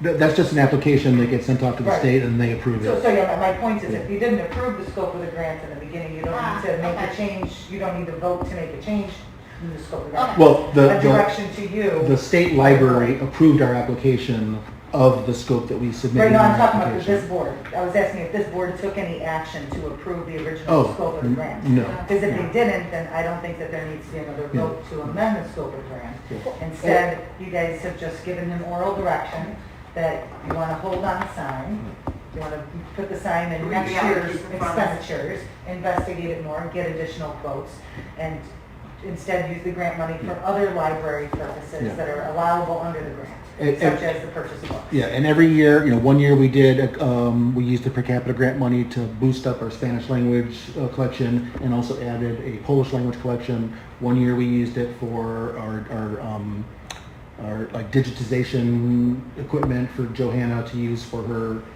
creating we were trying to create like a local history online collection of things. So yeah, I mean, it's basically whatever you want to request that money from the state. Okay, do you have clear direction from us, or do you need any clarity on what we want you to do? No, I mean, Yeah. do, You get it? do you have, I'm just gonna go ahead and push it to books unless you have some Okay. other thing you want Are to push we it good to with books. that? Change the scope to books, Right. and then table, not table. And number 2 come back. pencils. And then come back with, once we hear from you, great. No, so we're just gonna move it to unfinished business. Yes. We're Do not we tabling. need to do, would we want to put it to just, we say, a director's report? Because he's going to be coming back with, quotes, and there'll be some discussion, but are we, Well, we may or may not take action on it, so I think it has to stay on, under unfinished Stay business. So one, we don't forget about it, and two, it could be possible action. So we may want to vote on what he has. Okay, so keep Right. it under. Yeah, because I mean, if he does come with quotes next meeting and you guys don't have it on the agenda, and you guys are prepared to move forward, if the quote is beautiful, everyone's happy with it, if you don't We have it have on a the sale, agenda, then and you you'll would be get 10 able to. days. well, yes, I, If there's a Black Friday sale, we will hold an emergency meeting. Let me tell you right now, Leighton, you let us know there's a Black Friday sale, okay? But, so anyway, like I said, when I was moving forward, I was just looking for something simple and clean, but if you guys would like me to go in more of a direction, like, here's something similar to what St. Pius has, but it's got a little fancier, brick I know. base that it's on. There's even fancier ones where it's kind of built into a larger brick. No, exactly. That's kind of why I was just like, the St. Pius one, yeah, it's small, but And it's simple, it's gets it simple, Yeah. thinking about how much the per capita grant would be. It's like, if I'm going to do like an $80,000 sign, $15,000 for per capita, I might as well use that money for something else Right. and then Right. do the other one a different way. I like ours. Ours is nice. It's nice. Again, here's one where it's, built into a bigger brick structure. So, I mean, there's lots of... Now, we don't have to hire a bricklayer. Right, no, that's what I'm saying, yeah, so, I mean, if there's any guidance you want from if you do think that the simple St. Pius-esque one is too boring, let me know. Let me know directions you prefer me to go to, and that'll give me clear quotes, because something like that will obviously cost more money as well. All right, so moving on to the library approval of Illinois Libraries present IGA. So is there a motion to take the Illinois Libraries present IGA from the table? What are we? We tabled the library discussion last meeting, so we just need to take it off the table.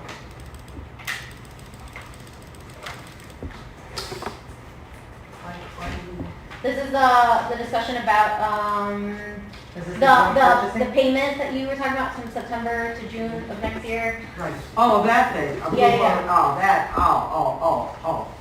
Yeah. Do we want to join that program? Yes. That's So, what so it is. Do we before we wanna talk join about that it, program? is there a motion to take, that's called the Illinois Libraries Present IGA from the table? I'd like to know who they're going to be having. I'd like to know the list of the I think authors. we have to table it if we want. Untable If it, you want to untable it. talk about it. Want to talk about it, Sylvia? So is there a motion to take it off the table?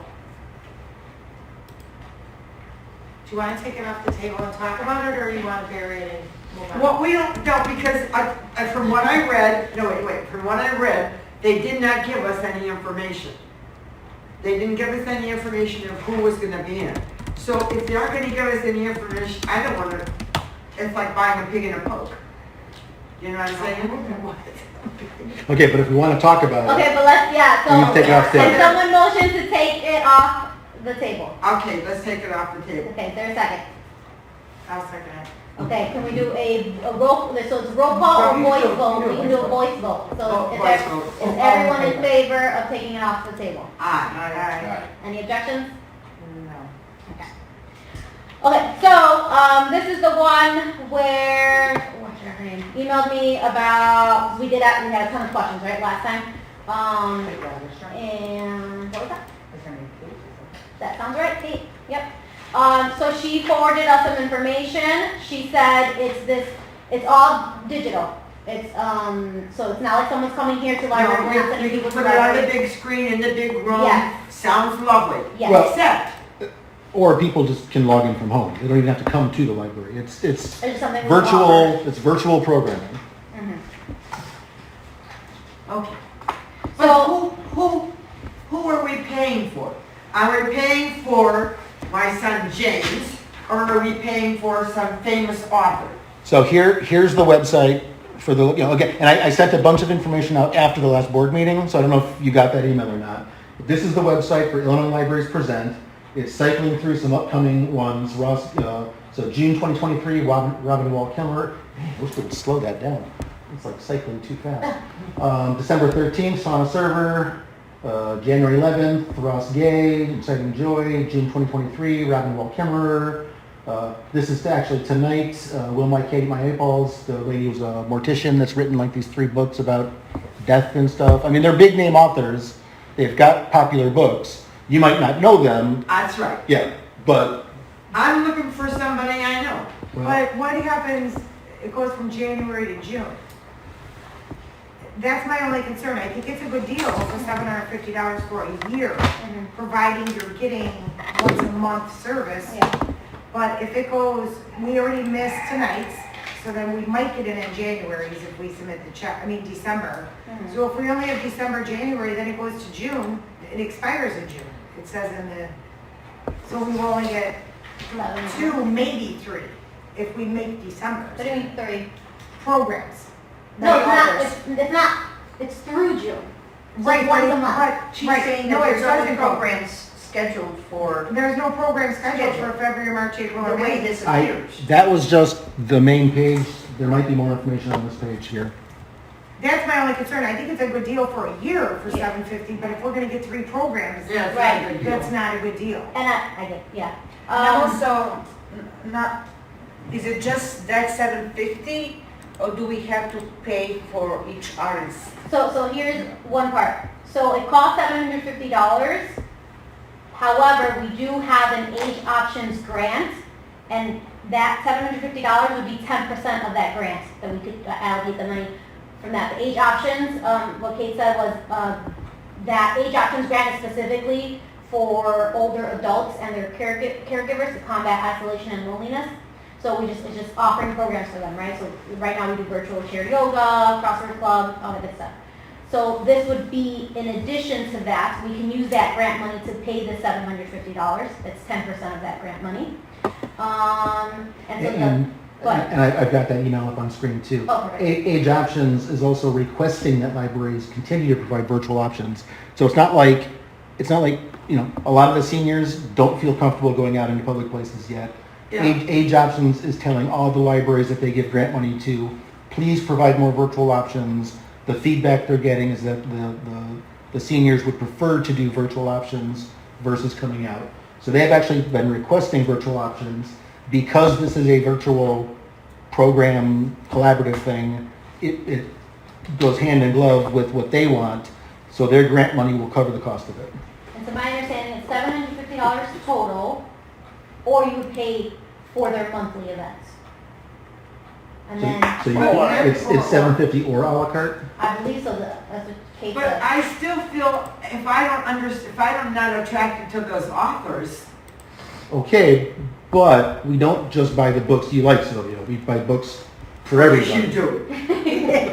So, I mean, the fact that you don't know those authors, other Yes. patrons, Others do. you Is know. that what you're trying to say? That's kind of what I'm trying to say. And let me pull back up this list again to see if it has more details. So this was November. Caitlin Dowdy, Will My Cat Eat My Eyeballs. Well, we missed that. Oh, God, I don't even know. December is a conversation with Shauna Server. Midwest Made, looks like maybe she does a cookbook. Yeah. January is Ross Gay, Inciting Joy. When is it? Oh. Marley Nathan is the only one I Okay. recognize as a And it could be that they still just haven't scheduled them yet. I don't know. Yeah. I don't know. Maybe they only schedule them 3 months out. I don't Now, know. that one says canceled, I mean, how often do they do that too? You have to give them notice 90 days in advance. I mean, if that's the only thing, I So I thought, would shorten that to 30. okay. if that's the only thing we have to pay, $750, and it's gonna come out of the grant. Text the board. And it's gonna be every month, that's Yeah. But if we have to pay $750 plus every time. No. It's just the 750. Okay, that's why I Yeah, wasn't yeah. sure. Did I understand when I was looking through that there were, Cancellation. these were the big names, that there was other stuff that they, or did I misinterpret that? But I know what you're saying as far Yeah, as. it's not really clear, I know, I was a little confused. Well, let me try to find the actual other email that was sent out. I was looking in the contract or whatever that Now was. that makes sense. I thought it was like, no, we want 90 days to stay with Yeah, something. 130.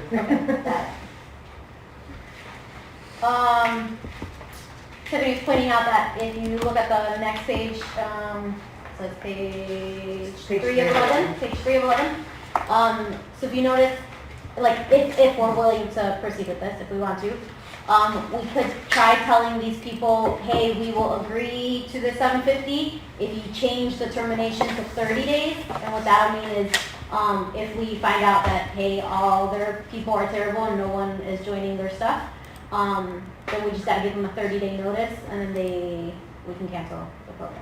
Yeah, as a general rule, I try to get a 30-day out clause for no cause, so that way, if the client, if the public entity is not satisfied with the services that they're getting, they don't have to wait 90 days and pay somebody for 90 days for a service that they're not happy with. I try to get it shorter than that, but as a standard, I always try to get down to 30. 90 is a really long time, that's 3 months. I mean, granted, this is not a high dollar contract, but if you think of it in the scope of a much larger dollar contract, that 30 days can save you a ton of money. Do you think they would prorate it, like? I couldn't begin to guess. I have no idea. Is- I mean, again, this isn't, Contract, but we're. okay, doing 6 the months. only thing I would say is that this is not some corporate vendor we're contracting with. This is a collection of other public libraries that are banding together to provide a service to all of our patrons.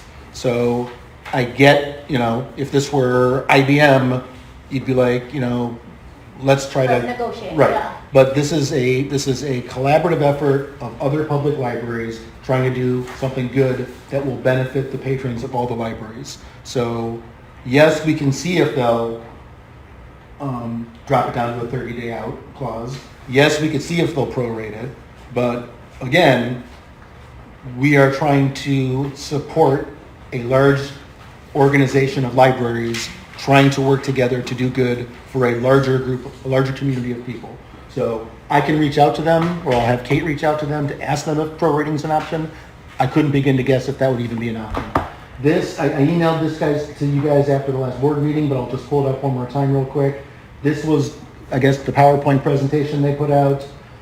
These are the steering committee, the people that are working on pulling together. This is something that's new, Yes, so they're still figuring it Figuring out it out. themselves. Right. So in one sense, I think what, Can we just Like wait you till say- June and let it play out? yeah, And it's, see if it's, you it know, works? well, but again, we've got this grant money that we need to spend, Okay, you have to spend. that we have to spend. So if we Try it can out. take Oh, I see. 750. Then maybe this might be a Let's good just try try against some of Yeah. our grant Let's money. just try it out and see if they're still If people trying are to get interested their in feet it, wet, it behooves us to support them.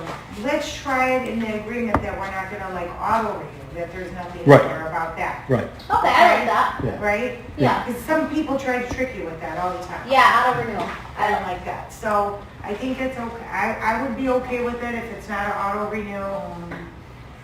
I And mean, this, because I guess. So the agreement states under the term of the agreement, this is also on page 311. It says the term of the agreement shall continue until terminated in accordance with section 4.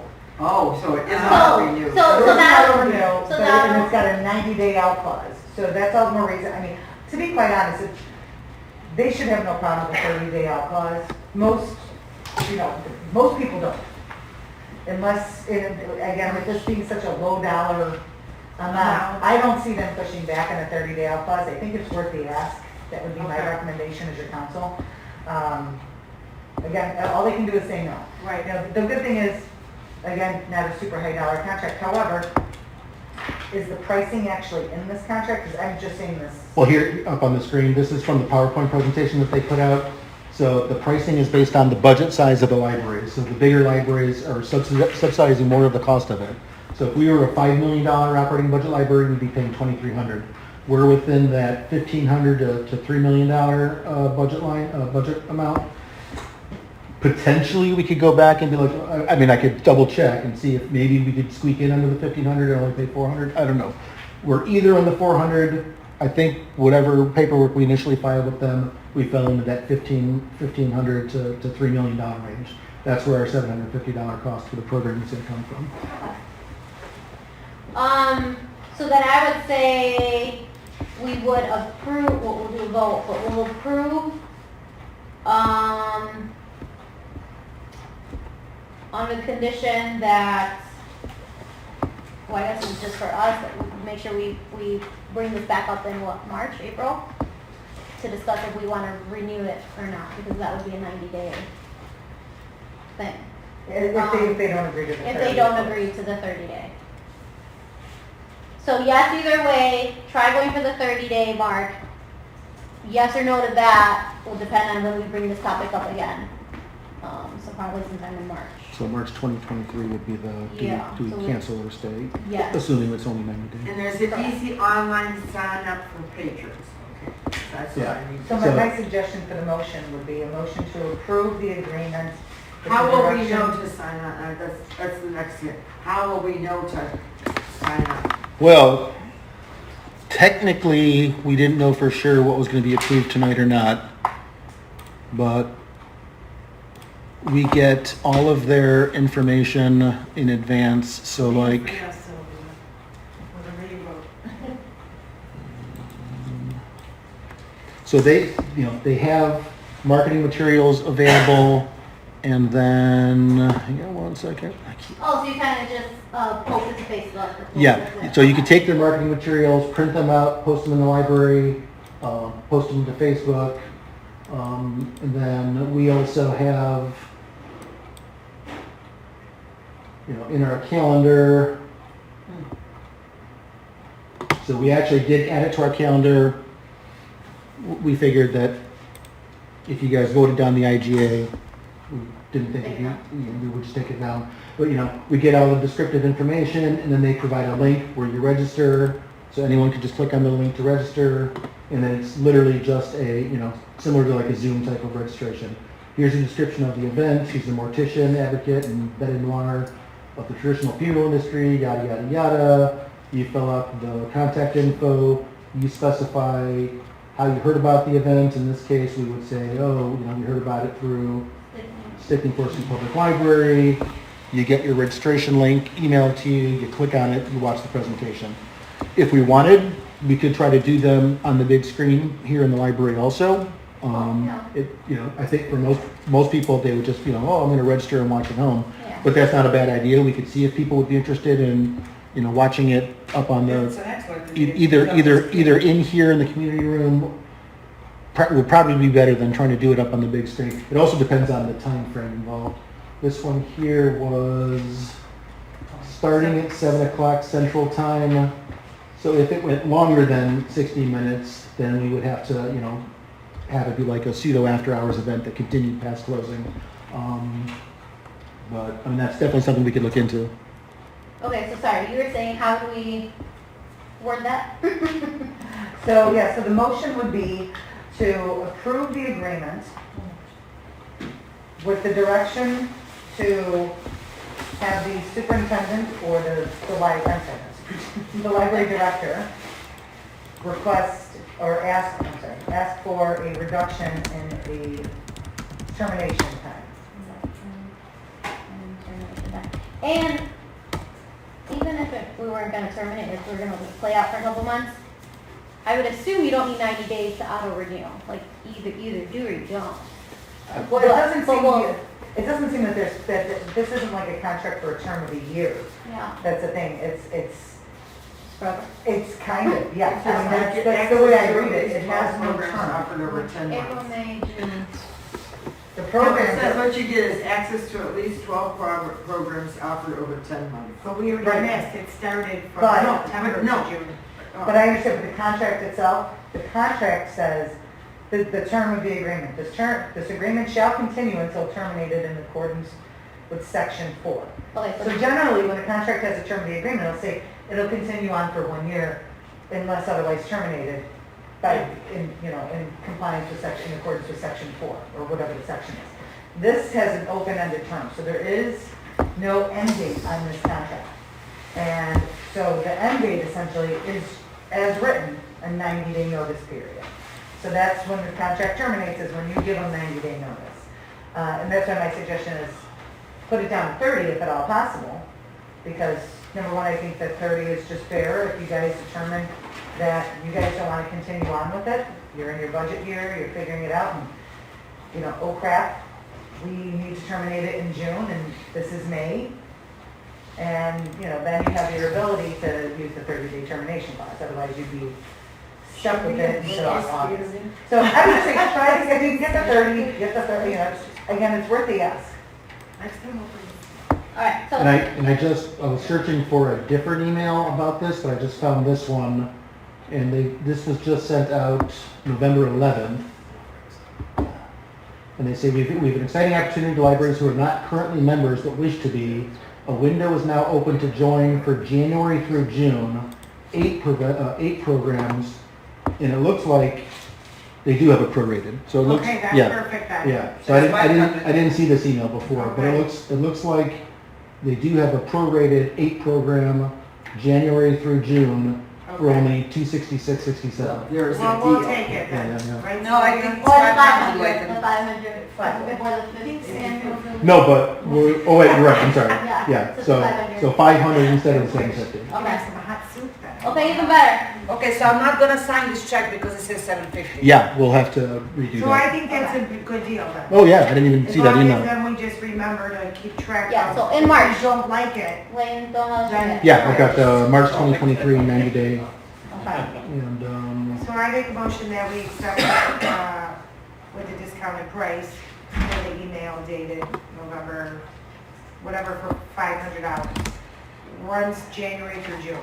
And then do you want to also ask, sorry. direct Layton to try to get a 30-day termination clause, or just keep it And as get a is? 30-day, well, they'll keep track of it, hopefully.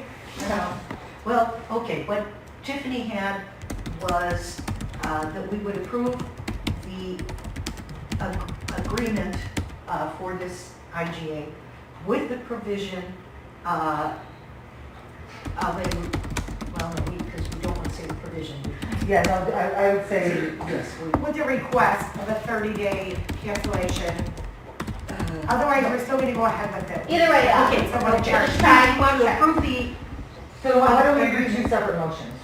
My suggestion then would be do one separate motion to direct the library director to try to negotiate the contract for a 30-day cancellation clause.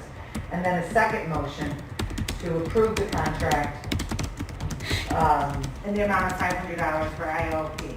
yeah, with the Then caveat. we're gonna pay you. Yeah, I mean, it's kind of tricky because normally I would like, if I would have gotten this beforehand, like in time to like negotiate it, I would have said like, let's get this in. So you guys And we are, want to get it in because we skipped December meeting and it starts in January, so we Yeah. want to approve it now. yeah, well then, I mean, I guess just track it then, you know, and we can see, Yeah. you can ask if they'll agree to the 30 We're only days. doing it for a Hey, certain number of why months. don't we just make a motion to approve it and put the girl who wants to do it Okay, in charge of tracking the cancellation? Yep. The window love that it. we have. Because she wants it. I mean, Yeah. she's And it's, I mean, it's not a high dollar amount, investigated it. that's the good thing, so it $7 million. rolls. And it's discounted. We got a price. And We it's got a coming- Black Friday sales. And it's coming out of grant money anyway. so- Yeah, that one. And I would just suggest that, you know, pretty much all contracts, if you could try to get a 30-day or less cancellation clause, generally that's typically beneficial to the public entities. There's certain instances where it's not, depending on the nature of the contract, but my clients will all tell you that I pretty much routinely ask for a 30-day cancellation clause. Can we make a Okay, so I motion? made a motion that we approve it at a discounted rate of $500 and put Well, why, instead of, say for that, January January to June. Prorated rate. 2023. So we don't want to take advantage of November and December. No, the discounted rate is only on the January. email for January to June. Okay, so make sure Kate is aware that we want to Yes. start in January. And then it's $500. $100 or less, because I don't know if we qualify for the bottom one. Okay. So Yeah. 500 or less, yeah. And we could also ask, Oh, we don't have to put a price, we just No, we don't approve have to put a January price. to June January to June. 2023. Okay, perfect. So that's the motion? Yes. That's the motion. And Okay, put, Sam. Kate, I can't even remember her name. Who? Kate in charge of it, of keeping track of the cancellation window and probably how she can keep track of Anything you're who's saying? in. Interest in a No, who's the program. Kate, who's the head of popular service? Kate Langworthy. Oh, yeah, that one. Yeah, I would say you should have it be the position. You know, I thought you just wanted to. I do, I would just By gain yourself. it based upon my By needs. yourself. who manages the See cancellation the needs light. to be, again, this is See the administrative. All right, Yeah. we have the motion. I'll make the Sam? motion. Yes. Okay. Yes. Natasha? Okay. Yes. Debbie? Sylvia? Yes. Marge, yes. Edgar? Are you? Yeah. Edgar's still there, yeah. Yeah. Okay. And just to say, if it seems like there is any interest for this December program, it looks like we could ask, because they do have a price per program of $62.50. So if there seems to be any interest in it, we could see, okay, we want to do this 8 program prorated package, Plus the 62. plus we could also maybe do that That's fine. $62.50 for That's fine the with me. December. It's But fine. $62, we wasted more than that. There's interest going. Okay, that was, you did roll call, right? Or, I yeah. don't want another cookbook program. Alright, so now we have, new business. Approval of the ordinance, fiscal year 2023, an ordinance to levy and assess taxes for the fiscal year beginning July 1st, 2022, and ending June 30th, 2023. Well, we sure are saving money on heat in this building. Layton, do you have control of it right there or no on the wall? no, that's for this, but I can run upstairs and grab the key for the thermostat. Okay. Do you want me to? Sylvia, I don't want her to. No, that's down on the okay. floor I've got here. my She's coat. freezing. You can put my phone in. No, that's okay. No, that's okay. I'm fine. I'll suffer. All right, this is ordinance fiscal year 23-03, an ordinance levying and assessing taxes of the Illinois, the Stickney-Forest Public Library District, Cook County, Illinois, for the fiscal year beginning July 1st, 2022, and ending June 30th, 2023. Okay. Is that- okay. So, do I hear a motion? I so moved. Okay, Second. all right, thank you. Natasha is the second. Sam? Yes. Natasha? Yes. Debbie? Yes. Sylvia? Yes. Marge? Yes. Edgar? Yes. Thank you. Rosa? Yes. Okay. Okay, the next we have the library closures for 2023. To take a look at those dates, I don't think we're missing any. The only thing I added in there just for consideration was, Juneteenth. well, Juneteenth we added last year, so I just put that back in again for this year, and it's actually on a Monday, so we don't have to worry about, shifting it, to an observed. But similar to the way we close at 5 o'clock the day before Thanksgiving, I just wanted to put on there for consideration that since a lot of the local areas that do 4th of July celebrations tend to do their fireworks shows and stuff on the 3rd, I thought it might be nice to just close it at 5 o'clock on the 3rd so that if staff wants to go with families to see a fireworks show and they all are on the 3rd, that's an option. But like I said, I just tossed it on there for consideration. If not, we could strike it and just approve the normal closings we normally have. There's something not matching from employee handbook and this thing. Do we have to look both of them matching or not? What's not matching in that? Like Juneteenth is not there. and- Oh, well, the employee handbook, we're in the process of revising it, and that's something that just got added last year. So, so we probably do need to add that to the employee handbook. Is that the only one you're talking about? Yeah, and this June, of course, but Juneteenth is not, Okay, so we I just wanna put it out there if, Because of the background check thing that we started doing, we need to add that to the employee manual also. So we're in the process of doing a full top to bottom review of the employee handbook, and so we'll add that to that as well. Thank you. How do you guys feel about the library closing at 5? Fine. July 3rd? You have that? I don't think there's much traffic at July that 3rd, time. yeah. That's fine. I'm okay with that. Dad, Natasha? Oh, okay. Okay. Okay, so 5 o'clock stays. And I was gonna say, and it's something I thought a couple years ago, but then for the last 2 years, the 3rd was like on a Sunday or on a Saturday or on a Friday when we close at 5 o'clock anyway. So this is the first time since I've thought about it that it actually fell into a day where we would need to potentially do that. Okay. Why, I'm sorry, Mhm. are we supposed to have the dates for training on this as Be- well? Because the training, I couldn't remember. no, we I did, think last year we did, yeah. we did have it on there last year because last year we were like, okay, let's try doing this as a Kids are not at school. half day quarterly. It had pros and cons. We're not decided on if we're going to continue to do it as half days. We might go back to doing a full day closure. Whenever we come to a decision on when we might want to do a closure for staff training, I'm just going to bring it to the board as a new item to say, we would like to close on this day for staff training. Okay, so then is there a motion, or does anyone see any days that we're missing, holidays we're missing? In your head, is that Labor There's a Day? lot of holidays. Labor Day, Memorial Day, Thanksgiving, Yeah, Christmas, New Year's. Columbus Day and Well, Veterans we Day. don't do those days though, right? I know, but. We haven't since I've started here, but if you guys wanted No, to I make a add motion, we additional. go to library closures. Okay, so there's a motion, is there a second? I'll be on. Okay. Sam? Yes. Okay. You were, no, you were the second. Yeah. Okay. So you're saying yes? Okay. Natasha? Is she not? Yes, yes. Natasha, not yes. Debbie? Yes. Sylvia? Yes. Marge, yes. Edgar? Yes. Thank you. Rosa? Yes. All right, so we've got that. Okay, next is the staff travel expenditures. I make a motion, we approve it. Second. Okay. Sam? Yes. Natasha? Yes. Debbie?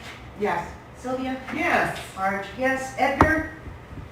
Yes. Thank you. Rosa? Yes. All right, financial policy review. What's the reason of changing this stuff? I'm sorry? Why are we changing? Is there So- any reason for changing? Yeah, basically anything, so on page 2, everything that's lined out is what's being taken out. I understand that, but what's the reasoning for changing? We're just reviewing all of them, right? Okay, We're so not starting with it's, that. It's in the document. I mean, we're changing it primarily for outstanding checks. Yeah, but we already had something for outstanding checks. Yes, but it was not being, we needed to change, okay, here, let me just read Needs it. to be updated.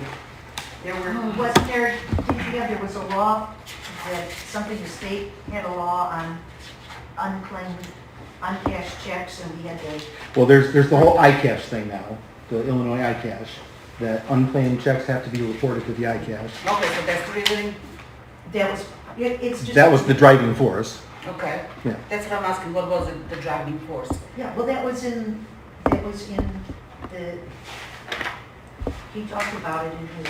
Because I see that we already have something already in the policy, I just wasn't understanding why we are expanding it more and you have to contact them, as soon as the laws change, that's what I'm asking.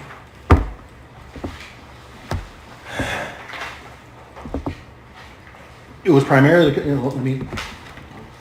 So something had to be changed, that because. I'm looking up the law. Something had to be right now changed, see if but- there was a change in the law, so just give me one moment. And so then you're gonna put stop payment on this check, and then you're gonna charge the person?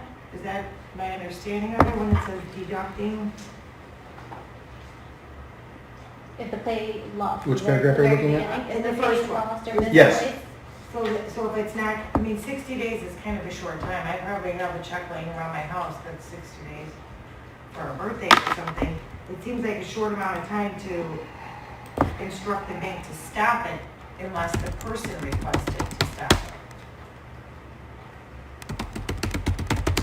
I think we're not, the way I'm reading this is we're not placing a stop payment until the payee says they lost or misplaced the library's check. And then they're gonna be responsible for paying for it, the stop fee, the stop payment fee? If they lost it, yeah. Yeah. Okay.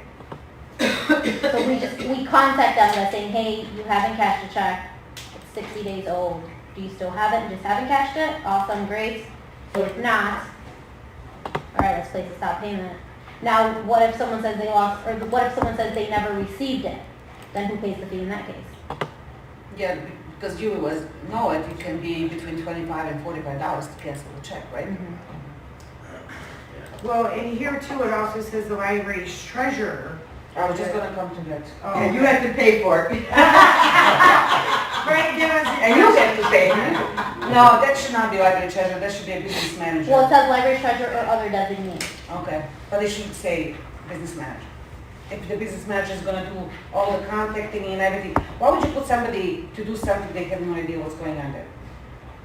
That's why it says No. order designee. But why would it even say library treasurer when she's not allowed to cut a check off Well, the bank? in theory, the treasurer would apply for the position because they've got some idea of what that position entails. You can be the treasurer without knowledge of any of the treasurer responsibilities, but I mean, in But theory, everywhere else you are says the treasurer of the business library. manager, Library director. I think it should be changed to business manager, that one. It says or designated person though, I so. know. That would like to be changed.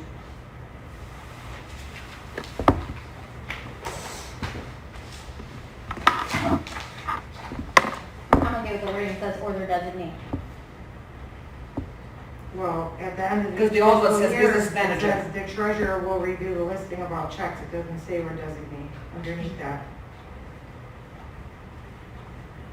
Because the one on the other page, everything was, the old version, it says business manager everywhere, so now we're switching everything to treasurer. Library treasurer or their There's not things you guys have to do dually, like you alone with her. Never did it so far. Not one time. Do you see, Rosa, in that last Yeah, it's paragraph where it treasurer will says review. treasurer will review? She's barely even allowed to review stuff when she's asking. Treasurer will review the listing of all checks that have been outstanding and deposited into the unclaimed library account. So all of this came out as a result of something the auditors had brought up.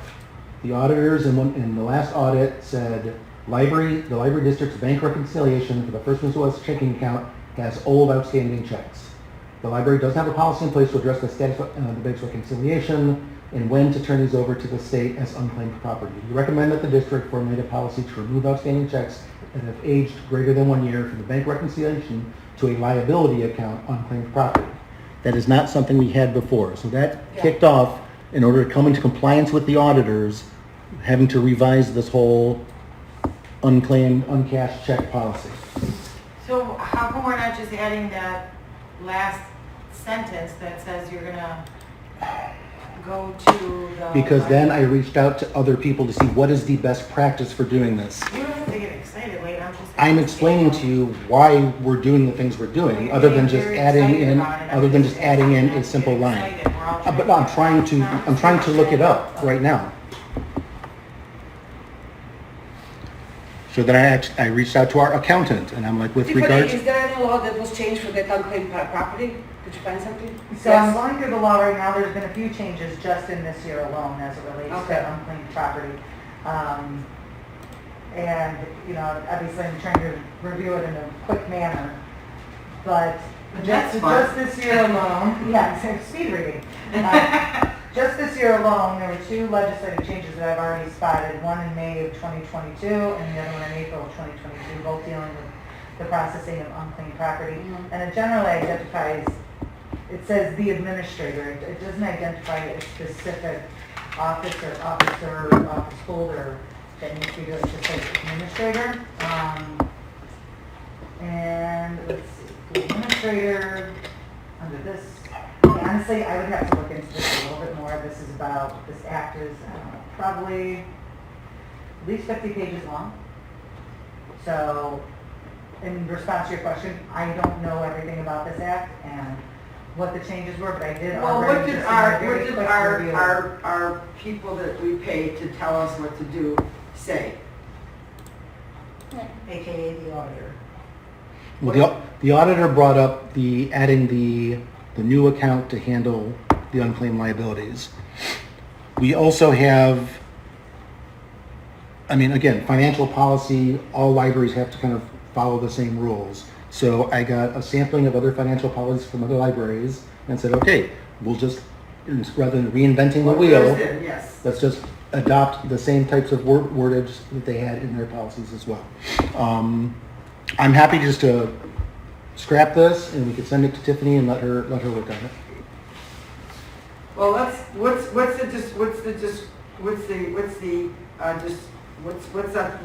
What's the problem? is it the treasurer's name that's the? Yeah, I'm just saying instead of library treasurer to put their business manager on those 2 spots, and I think other than that, everything is fine. I think add or there designate to that second one where it says the treasurer will review, just because like I know you don't do it currently, like you're not too involved in like, you know, running some of these reports and stuff, but like what if in 5 years from now, 10 years from now, there is a treasurer who is very hands-on and takes deposits to the bank and takes all this. How about if we So- say library's treasurer / business manager? Would that be happy? Would that make you happy? Let's do that. Or I because would we say have, or because slash makes it sound like it's the It could be same and. office. I would say Okay. and or. Okay, Yeah. library's treasurer or, Business manager? The only other but thing, it is there. Yeah, Or their there is. designee, it's right there. but She's that's, not designating Joanne, Joanne's just taking it upon herself and doing it. it's understood. No, I'm just saying, just You put it guys as keep saying business stuff is manager. understood, and then when we go look something up, then all of a sudden we have to follow it. That's what I don't understand. Okay, So this way, okay, so if we keep it as their designee, when we say, hey Natasha, you have to do this, Natasha can choose then at that point, Joanne or Layton to do it. So if we don't want that, then let's be specific and say the library's treasurer or business manager. So which one do you guys prefer, designee or business manager? Business manager. Okay. okay, so instead of designate, we put business So it'll manager. be the library's treasurer or business manager, that first line, and then down in the bottom, at the end of each fiscal year, the treasurer or the business manager will review the listing of all checks. Okay, dokie. There you go. Okay. Anywhere else you guys see that? I mean, is there common policy that we have to keep mailing them and asking them and trying to contact them? I mean, how many of those Just we put it have? in a unclaimed property account. Truthfully, I don't know. I haven't looked at the act. I certainly can if the board wants me to. I don't know. I don't know the answer to that question. It just seems like we're gonna be spending a lot of time and money to go find someone, let them find their own money. It's in an account, we have it. Well, it looks like it's a new law from the state. Yeah, the law is, I mean, it does, I Well, did do see you some deal with amendments, that very often? but. No, because it's something new that they are requiring everybody to do this. We might not even have any, or maybe 1 in 3 years, I don't know. Well, what do we say here, greater than 1 year, $2,635. It's something new that we have to have it in the books, how I'm understanding. We don't know how many outstanding checks we're gonna have. Those could be, Okay, so do we want Tiffany to review to make sure that if this can go longer, you know, like 60, if it has to be 60 days, then let's keep it. If it can go longer, like if we can do this once a year, even better. So do we want to table this and have Tiffany review, kind of make this easier, if possible? I don't understand what you're saying. So right now, the question is, so Natasha's like, okay, this says, you know, uncashed checks after 60 days. So that means every 60 days, or I don't know how we would keep track, how to keep track of that. I think So she would it's, have to reach out to these uncashed. I don't think it's up to us. I think it's up to the bookkeepers, right, Layton? Well, that's why Tiffany's saying, let her review to What confirm. does the bookkeeper say? Who, oh, Kelly? Kelly, I think, was more, Kelly was involved more because we need to have a new account added to the QuickBooks account so that the funds get transferred out of our normal funding account and separated out into this unpaid liabilities account. And then that unpaid liabilities account will then be showing up in the balance statement saying, okay, yeah, these are all the funds we have. Part of our current funds are in these unpaid liabilities. That was the extent of what Kelly's involvement was going to be, helping us create that unpaid liabilities account in the QuickBooks account. That 60 days number, did you just get that like as a recommendation from another library? That was from another library. It's Yeah, from, okay, yeah. so it's, so we don't know for sure, but like that's the law that 60 days, or if that's just a recommendation of 60 days? I'm double checking to see what they The wrote. term 60 days comes up at least it comes up 4 times in this act, but it's within very large sections, so I You don't need that. know the answer. Yeah. So if you guys wanted to change that, then I would have to you review it. review it so we get the most up-to-date information. Okay, so let's, If that's what you guys want, I mean. Alright, So let's table this until the so next is there a meeting. motion to table this to have Tiffany review the dates and information is according to the law? I make a motion. Second. Okay.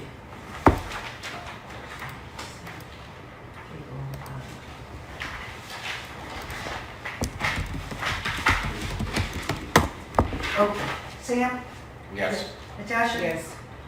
Debbie? Yes. Sylvia? Sure. Marge, yes. Edgar? Yeah. Thank you. Rosa? Yes. Keep with us. And then I would just Hang in ask there, that, Edgar. if somebody could send it to me in Word. We're gonna order breakfast pretty And soon. then just Well, also, so, you know, also there may be, you know, because I'm about to enter election season, so there may be another attorney from my office. Handling The it? next meeting Well, is we're not till January. January anyway, so. Oh, well, that's right in the heart of the objection season. People, when I say election season, they actually think the day of the election. They don't realize all the stuff that comes before it, that takes up my Thanksgiving and Christmas and New Year's and. Good. Okay, credit card. February. Policy. So I included this, there's been no changes to it whatsoever. Last month, Natasha found where it had been approved in the past, so I put it in here in case you wanted to review it, so make any suggestions. I don't feel we need additional credit cards for the department heads. I think we're fine with our current setup. Yeah. I know Danielle's really excited about getting one. Instead of our personal ones, everyone using their own money. Okay. That time that the credit card was locked because of fraud prevention, that she had to use her own credit card? When you were out of town and Joanne told me that. No, it's just like the idea that we had it. No. That's just more stuff to track. Yeah. No, the credit card gets stored in the safe, so even if I'm out of town, the credit card is available. At that time, the credit card had been locked out because there had been some fraud activity on the account, and so they locked it out. No, okay. Okay, so Well, is first there, Joanne said it was in your office last time. I felt like one day. so is there any changes you want to do to this credit card policy? No. Okay, so is there a motion to approve the credit card I policy? don't think we need to remove. No. review- Oh, we just need to getting approve it it. approved. This And is there's no just a method? review. It was Okay. adopted in January 2021. I'm gonna mark it on the spreadsheet that it's been reviewed and no changes were made. Cool. So then you just update the date or you leave the Yeah. date the same? Well, actually, Because doesn't have to be. I think nothing. we only add the date if it's been a revision, but we have a, so it's still the same version that was adopted back in 2021. We don't need to put like a review date on there, to my knowledge. We're only adding when it gets revised to add the date. Okay. Absolutely. But on my spreadsheet, I'm going to put down that it was reviewed back in today. Yeah, I think that's a good idea. Cool, thank you. All right, so now about the fingerprinting, so that is something we enacted new. We stated the last meeting that we wanted all employees to get it. We did that, plenty of wording for volunteers and minors. There was some confusion on a board member, if it's a necessity, if they fall in, that requirement. So this discussion is, moving forward, do we want to have it a requirement that board members also need to do their fingerprints? So any discussion on it? You guys want to vote? I don't think it's legally you can allow, require a board member to have a fingerprint. Why wouldn't we be able to legally? It's not a requirement to hold the office, so even if something came up Yeah. on the, They're- right, they're elected officials, you can't remove them from office for something. You that can comes up require in the us, background check, you so- cannot require a board member to even do the fingerprint. Okay. Yeah, I don't see My anything, understanding. I don't see anything with any. I thought last month we were just talking about it being voluntary anyway. Yeah, I just wanted to bring it up because I didn't know. So even to hold the office, you don't have to, No. you could be a felon and still be elected? Let me double check the. No, I think you have to but I like didn't. admit that you're a felon. So if somebody was a felon, and so for instance, let me talk about municipalities, because that's generally where that comes in. So if somebody's a felon, they're not allowed to hold elected office generally as it relates to a municipality. That actually is not the same for all the other, for other elected What offices about- in what the if state. you were a, Somebody could be a state rep and have a felony. What about if you were a sex offender? Well, your sex offender registration status would prevent you from being in a library possibly. I don't know a lot about sex offender registration because that's, criminal law is not my But what if you area. don't tell anybody you're a sex offender? And you run for, Well, you're required to register. well, we wouldn't necessarily know. Unless you're required. Well, I would see you on my So if app, because somebody I have the You move app to on another there. state, Yeah, so if somebody is a registered sex offender and they have not registered and somebody finds out, I mean, then they're in violation. How would we find out? Well, people can find out. they have apps. I mean, Fine. when you But go, I- when you submit your signatures, Why would you suspect? Well, then that's what I'm trying to get to, like, yeah. the objection process is where you're trying to remove somebody. Automatically, and then I'll say. But once no, somebody's you elected, are- Take each of them. The state's So automatic. it does say, Suspect a you're- person is not eligible to serve as a library trustee who at the time of his appointment or filing of nomination papers or declaration of intent to become a writing candidate is in arrears in payment, tax or other indebtedness to the library district, or has been convicted in any court in the United States of an infamous crime, bribery, perjury, or other felony. So it comes in during the appointment or the filing of nomination process, and that's directly from the statute that is section 30-20. You get my point? Okay, so you had a If question? they want. Oh, no, If they just choose to. sort of related to that. So we just had the entire staff But it's not a background check. requirement. Right, staff is But we should make it a But requirement. is there anything that can be done if something came up on a background check, even because we're already hired? Yeah, I mean, I do, it depends on their position, depends on a lot. I mean, of sex things. offender, obviously. You know, I Yes. think that we would look at that on a case-by-case basis. You know, if, obviously, if somebody was a sex Yeah, offender that's and they were, I entirely mean, different that's an easy story. If somebody's, you know, And that's a 16 swindler, years if ago, somebody, you but- know, was, engaging in check fraud and stuff like that, you know, I think that you guys, you know, you'd have to balance a lot of the interests. You'd have to balance the interest of protecting the library's financial situation. You'd have to look at when this conviction happened. Did this conviction happen when somebody was 18 or 19 years old and now they're 55 and have had nothing happen in between them? You know, and then you'd have to make a decision as to what you want to do. So I do think that job action could take place, but that would have to be something that you reviewed on a case-by-case basis. But I still think, a nice, friendly Sylvia, living in Stickney, who committed a crime, say sex offending, in Pittsburgh, Pennsylvania. You say, oh, she says, oh, I have an app. You don't have an app that says I committed my crime in Pittsburgh, Pennsylvania. You don't know what I did. I still think everybody should be fingerprinted. You wouldn't have been able to run.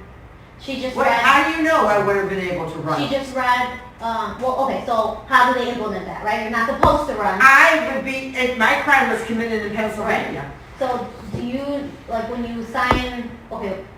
So during the nomination paper, so basically what the law says is that somebody is not allowed to serve, and I think you were talking when I read it, so let me just read it again.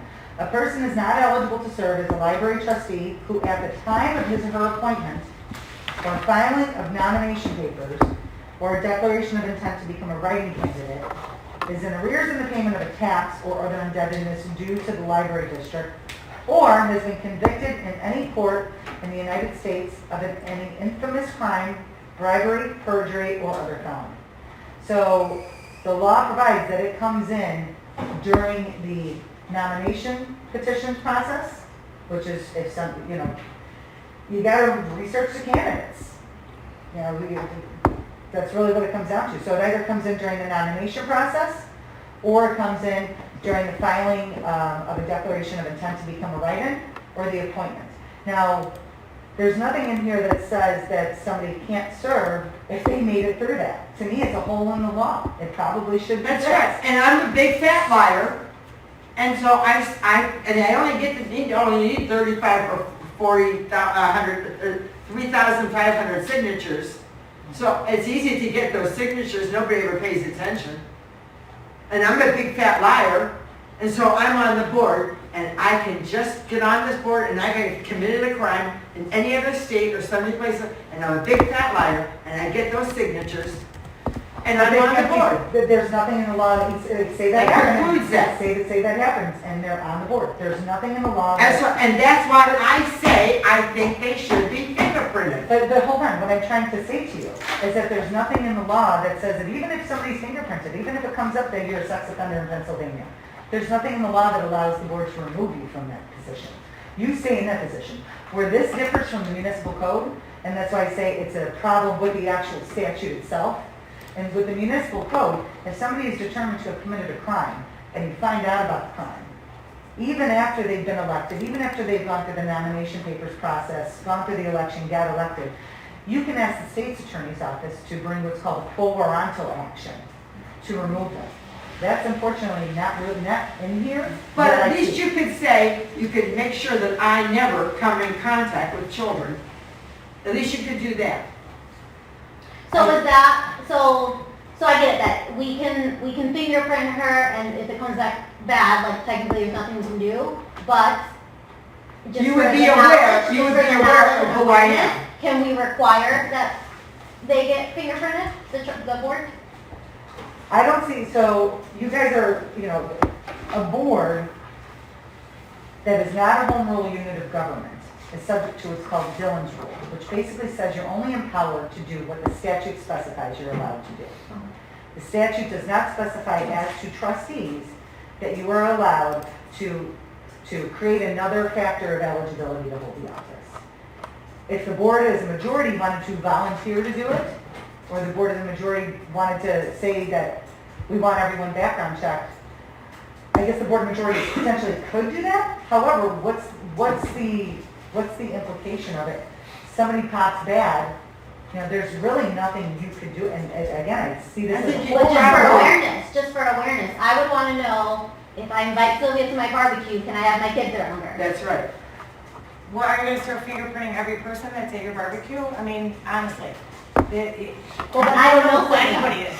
You don't know who anybody is. Anybody that walks through the door. So basically, legally, you cannot make the board members, any elected official to get fingerprinted, right? I don't see any allowance in the law to make the board members fingerprinted. My fingerprints are already on the Illinois State Police, the Gaming Police Commission, the Liquor License Commission, the Village of Stickney has my fingerprints. I'm not wasting one more cent of this library and the taxpayers' dollars to go get fingerprinted again. If you would like to request from any of these communities my fingerprints, then go right ahead. But I'm not going to waste the library's money to do it.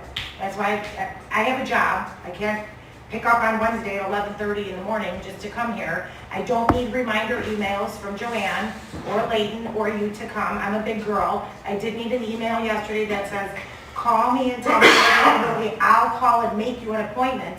This just happened on Wednesday. Today's Wednesday. Don't treat us like children either. I don't need 3 reminders to come for fingerprinting that's not required, and that Joanne's gonna make an appointment for me. I'm quite capable of making my own appointments. She's offering assistance though. No, there were 3 emails, those are, this just, you fingerprints here, no, but on Wednesday, from August, we went August, we voted on it September, October, and November. 4 months the children were already at risk and the seniors. All of a sudden, you guys decide to pick a day for someone to come here, and I've gotten 3 emails telling me to come here and go. This was discussed that we took too long to make a decision, and then we made a decision, and then that's. But you won't even give us a chance to go out to Crestwood, to go drive there with a piece of paper. She's giving you the address and to ask, like, offering her help. She said, call me, let me know when you're available, I'll make your appointment. I don't need people making my appointments. Go ahead. That's not a The courtesy. only reason why I said I would make appointments because the agency told me to find out what dates they're available. I am to call them, and they would tell me what slot they have, and then I would let you know. And then by the time you called me and I checked my schedule, the slot would be unavailable. I don't need you to make my phone That's the calls. only reason why. I wasn't No. trying to make one from the, I was getting the direction from the agency. Okay, the discussion's over, we discussed it, thank you, I appreciate it. Let's move on. So we cannot require it. I know there's nothing we can do about it, but as a board, if I wanted to know, can we vote that I want the board to get fingerprinted? I'm saying, sitting here looking at the law, I don't see anything in the law that allows for that. So it doesn't allow me to, like, it's not a condition of their employment, they're already elected, it's literally just for awareness. Well, then I guess what happens if a board member decides, you can require it all you want, I'm not gonna do it. Okay, so that's, my question. Yeah, so I mean, it's completely unenforceable. Okay. At least that's my opinion from looking at it, sitting here today, because it wasn't something I was tasked to research beforehand. Okay. So sitting here today, doing a quick review. But we could make our employees get fingerprinted. Yes, you can do it as Yeah. a condition of employment, absolutely. And all that information belongs to the HR, and nobody else can see that Can information. someone FOIA that? The background check results? Yeah, like I got a background check, can someone FOIA my background check? No, not in my opinion. Okay, any questions on fingerprinting? No. No. The only thing I just wanted to add to the discussion was the same concerns about fiscal responsibility with regards to background checking. We spent $40 to background check a 20-year employee. Was that really necessary? Yeah. Okay, thank you. All right, so now we are done with that agenda, so we are going to move into closed session. So I thank the public for coming to visit us. Before you go there, I want to suggest to move the closed session somewhere else due to possible breaking Open Meeting Act with the security cameras being in this room. The security cameras have no audio. Oh, yeah, they do. Oh, yes, they do. No, the security cameras don't have audio. I've seen on YouTube. That's from a regular camera. Okay, No. let me take a quick break. Joanne has a camera which records video and audio. Okay. The security cameras have cameras that record video only. There is software that lets you take video from one camera and audio from another camera and superimpose them, so even though you're looking at a security camera's video footage, you're listening to the audio from another camera's audio. So Joanne does the recording of both open sessions and closed sessions. Joanne is the only one that has access to those recordings of the closed sessions. These do not pick up audio. That camera in the back is going to get turned off when I leave. These do not pick up audio. I can take you upstairs to the security camera cabinet and show you the security camera cabinet, and you can see for yourself. Well, regardless, don't all the rooms have cameras, so we can't escape Yes. cameras? I mean, I gave you And they guys have to be I gave you guys So the you have security camera. cameras in your offices? No. The security cameras are in public places. And we're not gonna fit in their office, there's too many of us. There's this nice oval table over there. In an office? Yeah. Right outside Joanne's I- office. We have to, And you're stairs asking and- us to pack up There's a the barrel. entire setup. No, we're asking don't do Joanne either. be removed from the closed session, I am, and Leighton will be removed from it. The board of trustees are the only people that have to be in the closed session. We can invite our lawyer in there so she can clarify any questions that we have. There is no need for Joanne to be in our closed session. Or she's We Okay, cannot have but- to video it, we have an audio is what's required, and we have an audio recorder. After we tape it, we will take the audio tapes, put them in a sealed envelope, and keep them in our lawyer's office safe.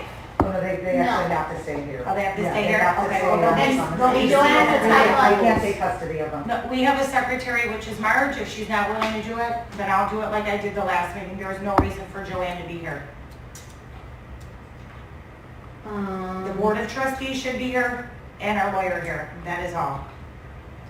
Okay, that's, I mean, I understand Leighton leaving, I don't see the good or bad of Joanne being here. It makes no Less difference to me. people, less mouths, less things getting loose. 7 minutes of our closed session is still missing. We don't know where that is. I still don't feel comfortable with these bird's eye cameras here. If there's another conference room or somewhere that's not, you can, oh geez me all you want, Marge, you are so disrespectful. People have different opinions. You're gonna tell me closed session meetings didn't disappear? Because you're on YouTube video saying they did. So which 7 minutes disappeared? What are you talking about? It's a paper, correct? No, she said 7 minutes disappeared. 7 minutes. Oh, the paper. Wait, 7 I don't understand. When you say 7 minutes disappeared on YouTube, what are you talking about? Look, review the YouTube video during an open meeting. Marge said minutes for the closed session, 7 minutes disappeared. Yes, because closed session minutes can't be posted to YouTube. I edited out, So where are No, they? She no. said they disappeared. I don't- They're missing. I think Marge you said were they're referring to missing. paper, didn't we lose the paper? Right, she Seven said minutes, is that what- 7, she yeah. said 7 minutes. I don't Okay, understand. so we're gonna disregard, because I don't know what we're all referring to 7 minutes. There was a piece of paper that we all have to go through. Remember, we have to look through the closed sessions and decide whether There we use them or was- not. There was one paper that was lost. we had to approve the minutes, they were passed around for all of you to see, one did not return. Why would you not refer to that as a piece of paper? You said 7 minutes of a closed session disappeared.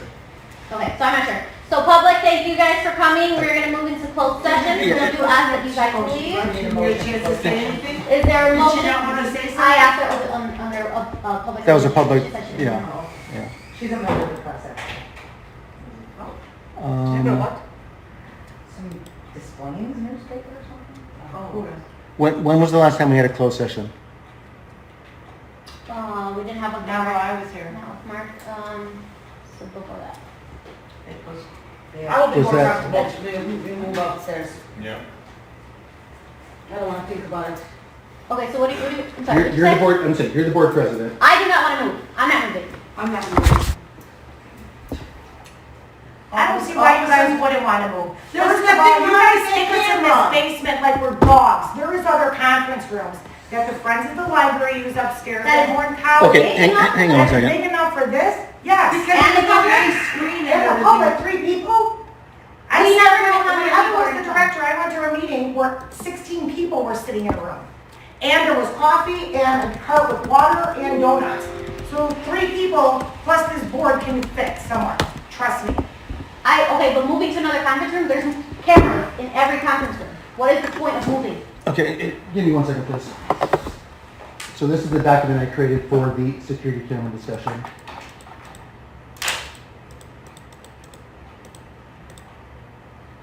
Youth department, bathroom, main room, youth department, sir. Okay, so this is the AV room outside those 2 meeting rooms. This is a camera inside one of the 2 meeting rooms, so there's a security camera in that meeting room. This is the security camera in the other meeting room, so it does actually cover both of those 2 meeting rooms. 1 second, please. This is the classroom. There's a security camera in the classroom. What about your office? You're not going in my office. I'm not Not moving your out. office, by Joanne. There's a nice oval table over there. That oval table sits 6 people. Yeah, okay, that's 7. I would like to be spaced out.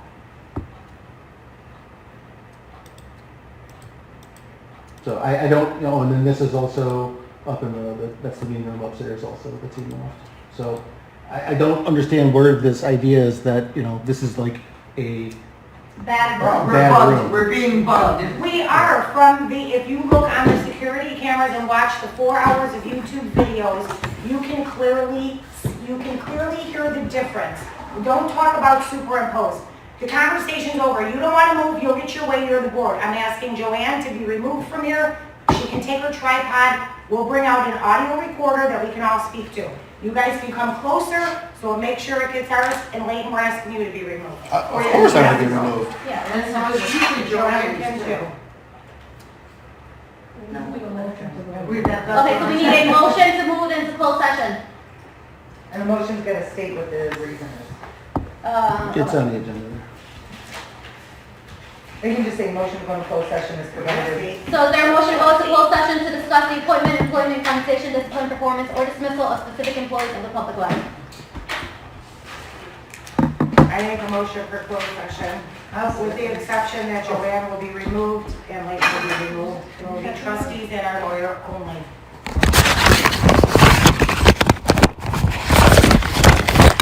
All right, Sam? Natasha? Yes. Hey, Edgar? I'd like Joanne to stay, but yes. Edgar? Yeah. You're still here? Yeah. Okay, so how do we handle, okay, computer will be here? I have to use the computer for the Zoom call. So you guys can either do it one or two ways, either leave the computer and let him attend that way, or somebody could just call him, whichever way you guys. How's that gonna work? Or you call and then you I'm just going put on on speaker. speakerphone. Do you want to take a Well, then you better figure out how to do it. Okay, If he's taking his computer with him. no, who's saying to do that? Oh, no, I mean, my concern was you guys were talking about getting close together. I mean, I can leave the computer, I can take the computer, I don't care, but if you're gonna get close together and huddle up into a little secret group, he might not be able to hear you. I'm sorry, Deborah. I have to use the restroom. Deborah, did you not Thank just you. chastise someone else for Thank you. unprofessional behavior in the meeting? Thank you. I just would like to point out to the board president that she displayed behavior that not 5 minutes ago she was chastising someone else about. I plan it. Okay, so, Wait a minute. Okay, I approve the closed, Edgar, do you approve going into closed session?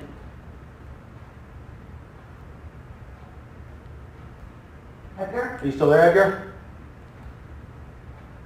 Yes, I'm still here. do you want to go into closed session? We need your vote. Yeah. Okay, Rose's got, okay. 8:51.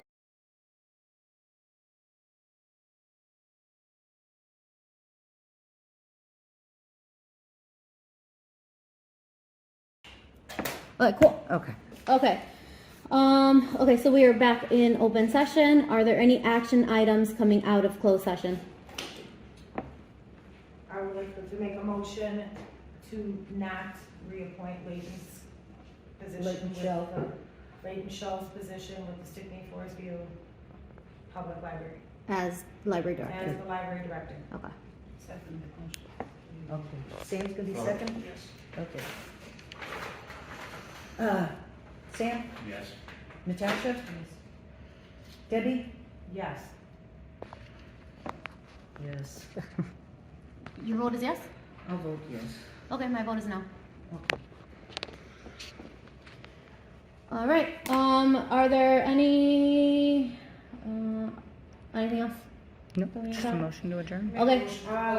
Do we need to make a motion possibly to talk to Danielle about being the interim, or do we not want to do that? When are we gonna do You this? can make a motion, it's on the agenda. Oh, okay.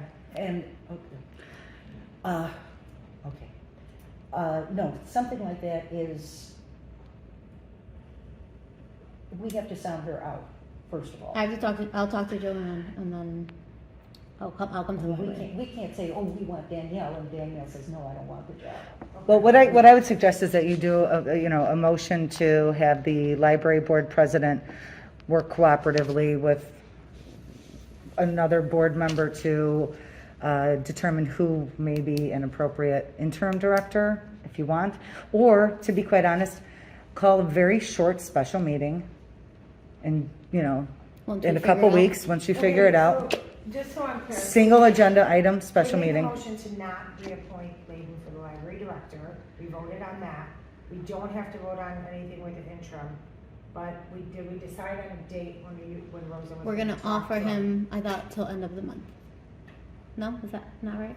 Marge had a different idea. End of the week, she said, right? Yeah, I mean, at least give him tomorrow, because if he's gotta turn in all that stuff, that's not gonna happen overnight, you know, that's, Yeah. he's gotta take some time for that. I don't know what to say. Never fired anybody before, so It's I, not firing, it's Well, not reappointing. okay. I know, but I'm just. please. this But is- there's a difference in means of him getting another job, and I think that's Yes, important, yes, and I we're think that's talking kind among to- ourselves about how to Yes. handle Okay, this. Well, so, the- so what's the date what is the date you're recommending? I'm leaning with March, whatever March. What is your recommendation, Marge? Oh, I'd say Friday. This Okay. Friday, so 2 days? Yeah, if, more because it seems to me we're dragging out the agony. Okay, you, It's- Sounds good to me. you? Okay. I mean, if anybody has experience, if you've got If you any feel input. also that he's working on stuff, he wants to finish, let him do it. That's what I was It's- just gonna say, I was gonna say, Rosa, if he comes to you and says, I have a few more things, you know, maybe I could finish it up Monday or Tuesday. Okay, I'll talk to him. We're giving you right, do we think, we're gonna give Rosa. So why don't you say that you guys are gonna essentially have the board president tell him that he can stay, tell him, you know, give until next, well, no, just forget what I was gonna say. Just leave it as is till Friday, and if more time is needed, that, If you feel like he is cooperating and he's working and he asks you, hey Rosa, I only got a couple more things to wrap up, I should be done Tuesday, No problem. then it's okay with Yeah. me. And I'll offer that he could do it remote if he doesn't want to And- show, even the last and 2 if you- days. And if you hear If he any wants to do it more, remote. and if you also hear any more negative feedback by later tomorrow afternoon or by Friday morning, then I think you need to collect his keys, his passwords, and he needs to leave the premises. Okay. If he's gonna all stay right. I would suggest stop talking about it right now, because we're in open session. Okay. Okay, I understand. Okay, if there are no objections, this meeting will be adjourned. Motion to adjourn. All right, then it Well, then you is. can do a motion to adjourn and vote. Okay, okay. So is there a motion? I move, we retire. Motion to adjourn? I did. Second. You second, Okay, okay. take the vote. All in favor? Aye. Aye.